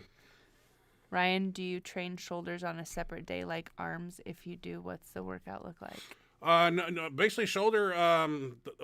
We bench twice a week. We bench heavy on Tuesday night. We speed bench on Friday, and basically we do one shoulder exercise on Tuesday, and we do one shoulder exercise on Friday. So the shoulders take a beating, especially the front delts from benching. But I usually come in on Wednesday after a max effort bench, and the first thing I do is do side delt raises, and then I do rear delts on back day, which is Saturday. And so the front delts I really don't train. I used to do a lot of plate raises, and I'm actually breaking out the old school upright rows, bringing those back a little bit. So I've been doing some those on off days too. And Louis I just saw one of Louis' conjugate videos. He talks about shoulder pressing, and I'm not doing them on machines because of the one range of motion that a machine keeps you in. He says you should be doing them with straight bar dumbbells at different angles and stuff. So gonna have to start corporate. But the thing is with shoulders is, you there's a balance. If you do too much, you want to train them, but you don't want to do too much of them where they affect your workout 72 hours later, because we're constantly in that rotation of speed bench, max effort bench, and then so it's just a balance of how hard to push them and when to push them. But I think Nate Brandenhorst basically dictates the shoulder exercises on the days. I'm the bench guy and the tricep assistant. So when it comes to shoulder, I'm really not too picky. I basically look around and I say, hey, what do you want to do? So sometimes it's that apparatus that's on the rack. Sometimes it's seated dumbbells. Sometimes Arnold presses. But basically gist of it, standing overhead, I like football bar, things of that nature. But I wish I could do more. But even back in the day, I trained shoulders once a week, one body part per week when I was first starting out. But now that we bench twice a week, we train the shoulders twice a week. So it's kind of how we do it. Agreed, Todd. My wife likes the big guy that rambles and his sidekick that reads the questions. LOL, she says. That's how we do it here. She reads the questions and I like to ramble. I tell stories. What can I say? Looking forward to Ashley's response to being called the sidekick. I'm kind of used to it. Yeah. Hey, she's I think the co-host. Better now. Yeah. I embrace it, I guess. Yeah. Hey, I don't tell you. But I mean, it's not. I mean, the big guy that rambles isn't much better than being called the sidekick. I like to ramble. The big guy that rambles doesn't sound super nice either. Yeah, you give me an inch and I'll go for a mile, man. I'll tell you a story, and I'll back it with facts and not too much bullshit. I don't bullshit. I keep it straight. Yeah. You know, I'd call you out the second you did it. I know you would. Daniel Irish Walsh, awesome man. It's almost 5 a.m. 5 a.m. Makes sense on the shoulders. Benching alone gives them a beating. Seth Muse, what are your favorite back and bicep exercises? Favorite back? I train back like a bodybuilder, man. Vertical rows, horizontal rows, bent over rows, seal rows. Anything that's going to build the back. All type of rowing movements. Switching up the angles, and only train it once a week though. Favorite bicep exercises. I like straight bar curls. I like preacher curls. I like. We just did biceps on. I like attaching bands and chains to the bar too now. Straight weight curls are one thing, but anything that's going to jack them up, and a lot of times we're attaching bands and chains now to the bars, and any type of resistance we can add to it to make it. To make the brain have to switch a gear, you know, anybody can, pick up a barbell with 135 on it and curl it. But with bands on there or chains on there, when you tend to curl that, the brain has to actually do a little bit more work at the top, and it makes the brain work a little bit more, and it doesn't become such a redundant type of exercise. So, and always try to keep it interesting and fun. But seated dumbbells I love to do. Also a big fan of the illegal wide. We use the lat pull down bar, and we'll grip it way out here, and basically works that outer bicep there. It's the one you go like this in the mirror, and it sticks up right here. Oh yeah, I like to do those at the end of the workout. But hammer curls too. Not necessarily a bicep builder, but that's a stabilizer in the bench press. We do a lot of hammer curls. And I'm still trying to chase after Tank Abbott's 150-pound hammer curls that he did back in 2097 or something like that. I don't know when he did it. But he's freaking hammering 150 dumbbells up like this. And I've done it with 120s, but 150s are a little different monster, man. And hammer curl. And I'm not talking that jack-off looking thing like this. I'm talking the way he was doing them, jacking them up to here. 150s. With straps on, of course, to hold on to them. But the guy was a warrior, man. And he's actually one of the inspirations of the upright rows. And another reason I've been doing them is because he said the upright rows contributed to his up jab. And Tank Abbott had one hell of an up jab. Don Fry will contest to that. And that up jab that Tank throws like this, it's a lot of front delt involved. That's why Tank does a lot of 275, 315 upright rows like this. And I listened to one of his interviews, and he explained that was one of his reasons of doing that. So, always want to have a well-rounded package in case nature calls and I have to go out there and put the boxing gloves on. I want to make sure that I can punch somebody really good. And that's why I do a lot of the things that I do. I wouldn't. Yeah. Just wouldn't. Good choice. Oh, here's a good question. I thought we were going to shut it down, but Daniel Walsh, normal daily routine on your nutrition and favorite meals. Normally it's 3,000 calories a day, and it starts with oatmeal and a protein shake in the morning. I don't eat like I used to, Daniel. Actually trying to look pretty now and trying to be vascular. But back in the day, there's two different worlds. This world's not going to tickle you with a feather when I eat oatmeal and a protein shake, and then I have chicken, white rice, and vegetables. Then I have yogurt and protein, and then I have a post-workout shake and some carbs, and then usually a red meat dinner, steak of some sort, white potatoes, red potatoes, carrot sticks and celery, and a little bit of fat-free ranch. It's nothing fun. Back in the day diet would start with eggs, pancakes, hash browns, bacon, sausage, milk, and then I would meander to some fast food restaurant where I would get an employee discount, and I would get a meal, and then I would come home and I would eat. Then I usually go work out, and then I would come home, and then the 90% of my eating occurred from 1 p.m. till midnight. And that was back when I was doing 2 New York steaks, 2 baked potatoes, big chocolate cream pie for dessert. That was 2 meals. And then I would do, what was my other ones I was doing? High calorie shakes, because Mendelsohn said I had 1,800 calorie shakes, so those were in between. And then there was no rules, and whatever tasted good, if it felt good, do it. You know what I'm saying? And ding dongs. I like frozen Oreos, those double stuffed Oreos. You put them in the freezer, and you put them in the freezer so they actually kind of slow you down a little bit. But they're with the frozen texture to them. You kind of got to work them a little bit, and it's a little different than just mowing them down. Ken Lane would do, and Inzer told me that Ken Lane would do warm cookie dough. So I went out about who's that little guy, Pillsbury Doughboy.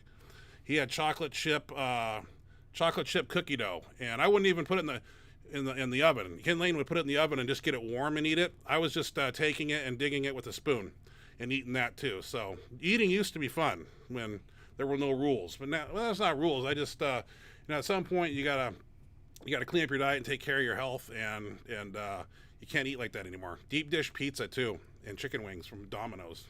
That was Saturday night's pre-workout for Sunday's max effort bench. But that was my diet, though. I mean, with what I'm doing right now, it keeps me at 305 pounds. So any type of fluctuation one way or the other, I mean, adding an extra meal or an extra protein shake, I mean, the scale starts to go to 310. It was at 314 the other day. So my body just wants to go right back to 330. So I gotta tame it to keep it down.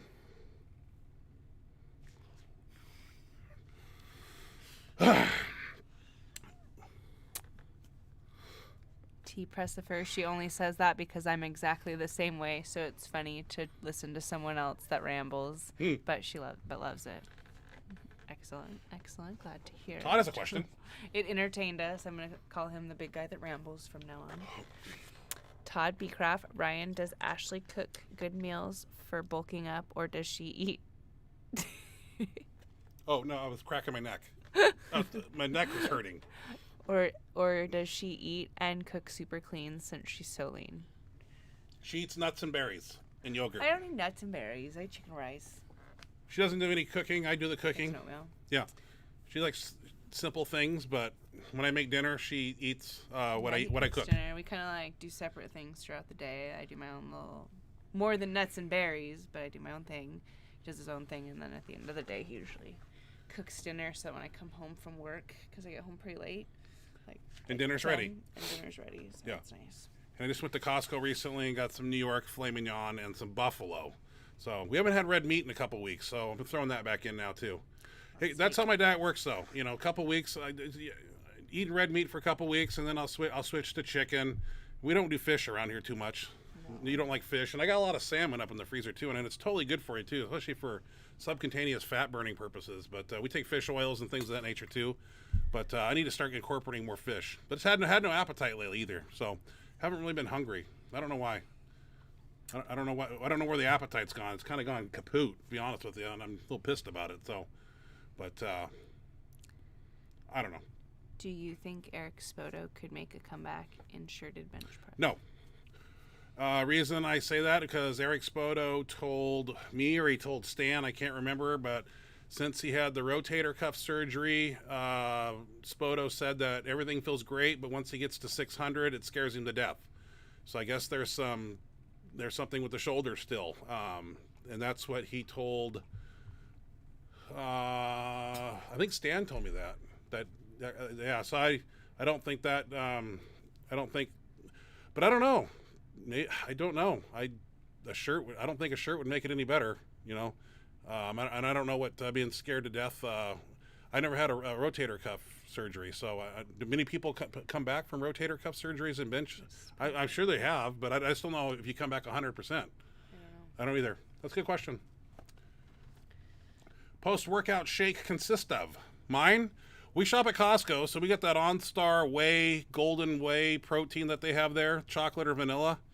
And I do that, and I get those egg whites from Costco, those little cartons, because especially now, Mendelsohn told me the other day that those little egg white cartons they have at Costco, he drinks 4 of those a day. Told me that on the phone. It's etched in my brain now for the rest of my life. So I don't do 4, and he's got the total macros on those. I basically drink 1 a day, half with my shake in the morning. So I get the egg whites, the protein, I get the whey protein. We do fat-free milk around here, and then a post-workout too. I like rice cakes, high glycemic, the chocolate ones, the cheddar, the cheese, rice cakes. Sometimes rice cakes really get boring when they get air dry and bland, and they taste like cardboard. So sometimes I'll get those Uncle Ben's rice things. You just put them in the microwave for like a minute and 20 seconds, and then you have like 80 grams of high glycemic carbs. The jasmine rice too is my favorite. So I have a shake and high glycemic carbs post workout. So, but lately my appetite's gone to crap, and I haven't been hungry, and I don't know if it's the smoke inhalation that's in the air that it's out here. The air quality is hazardous. Every time if you turn on your iPhone around these parts, and you go to weather, and where's your weather app? At Miss Ashley. Last page. And what does it say when you go to weather? Has unhealthy air quality here. Unhealthy. Hazardous yesterday. Now it's unhealthy. So, I don't know. My eyes are watering constantly, and my throat's all parched, and we're breathing in this carbon monoxide destroying, filtering air bullshit out here, and we're probably not going to live much longer because of carcinogens that are in the air from the burnt trees. It's bad out there, man. Unhealthy. There you go. But I heard it's supposed to be clear tomorrow. I saw the sun today. We haven't seen the sun in like a week. I saw the sun out there through the clouds. Yeah, I saw the sun, which is a good sign. I did not see the sun. You want to give me a motivational talk for WPA Worlds this Saturday, doing single ply bench only. Sean Deal. What you need to do is this Saturday, like 2 days from now. You gotta lock it in. I know you've trained hard, and I know you've done everything, and you're ready. I'm sure you're deloading, resting, and when it comes to game day, you wake up that day, and you get that breakfast in you, and you get in that zone, man. You got to put everything, all whatever's going on in your life, man. You need to block all that shit out, and you got to focus on one thing, and that's going out to destroy what you're going to do. And it's just a few days of that type of focus, but you just got to button it down, and nothing else matters. And I know that's easy to say, and there's so much going on in life with family and this, that, and the other could be going on, but you got to be, want it more than anything, because it's that's the way I look at it. I mean, I don't half-ass anything, so it's 110% for me, and it's a total mindset. I mean, you just got to lock yourself in. And usually, if I'm 2 days out from a meet, at this point, like you are, Daniel, or Sean, I basically am looking at it like I got 2 days. I'm not having to make any weight class. I can eat what I want.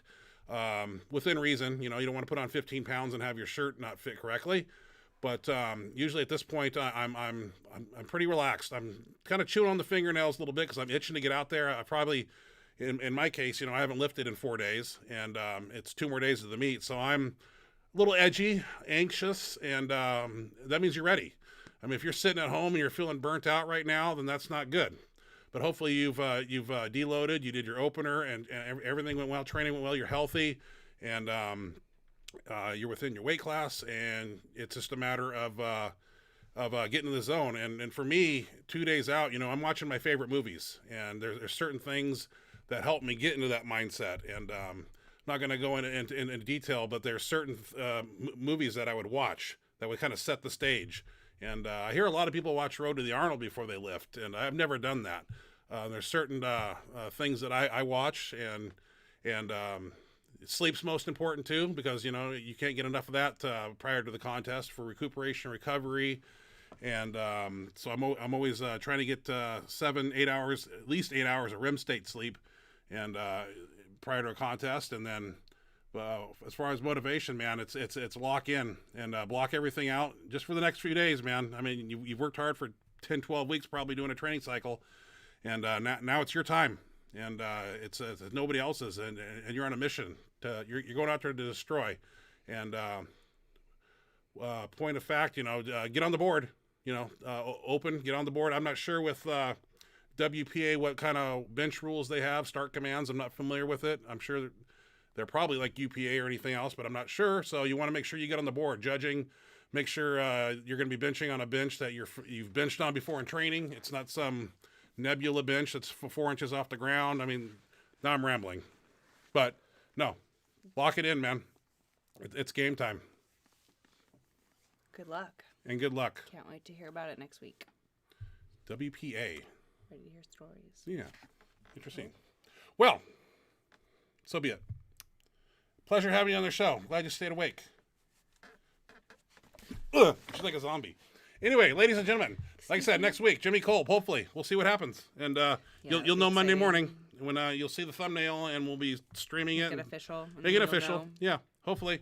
And we'll see what happens. And It'll be fun. It'll be a good time. And Ashley, you'll have some new questions for Jimmy, hopefully. Yeah, some. I'll get my questions Okay. ready. Yeah, and we'll plan on that. Hey, everybody, thanks for joining us, and we will do it again next week. And everybody, stay safe out there, and Stay safe. Be join kind, us stay back here again healthy. next week. And Sean, we hope to hear about your contest next week. So Yep, pop good in here luck, next kill week, it.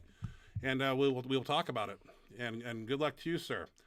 And that being said, Benchmonster signing off. Ashley Condre.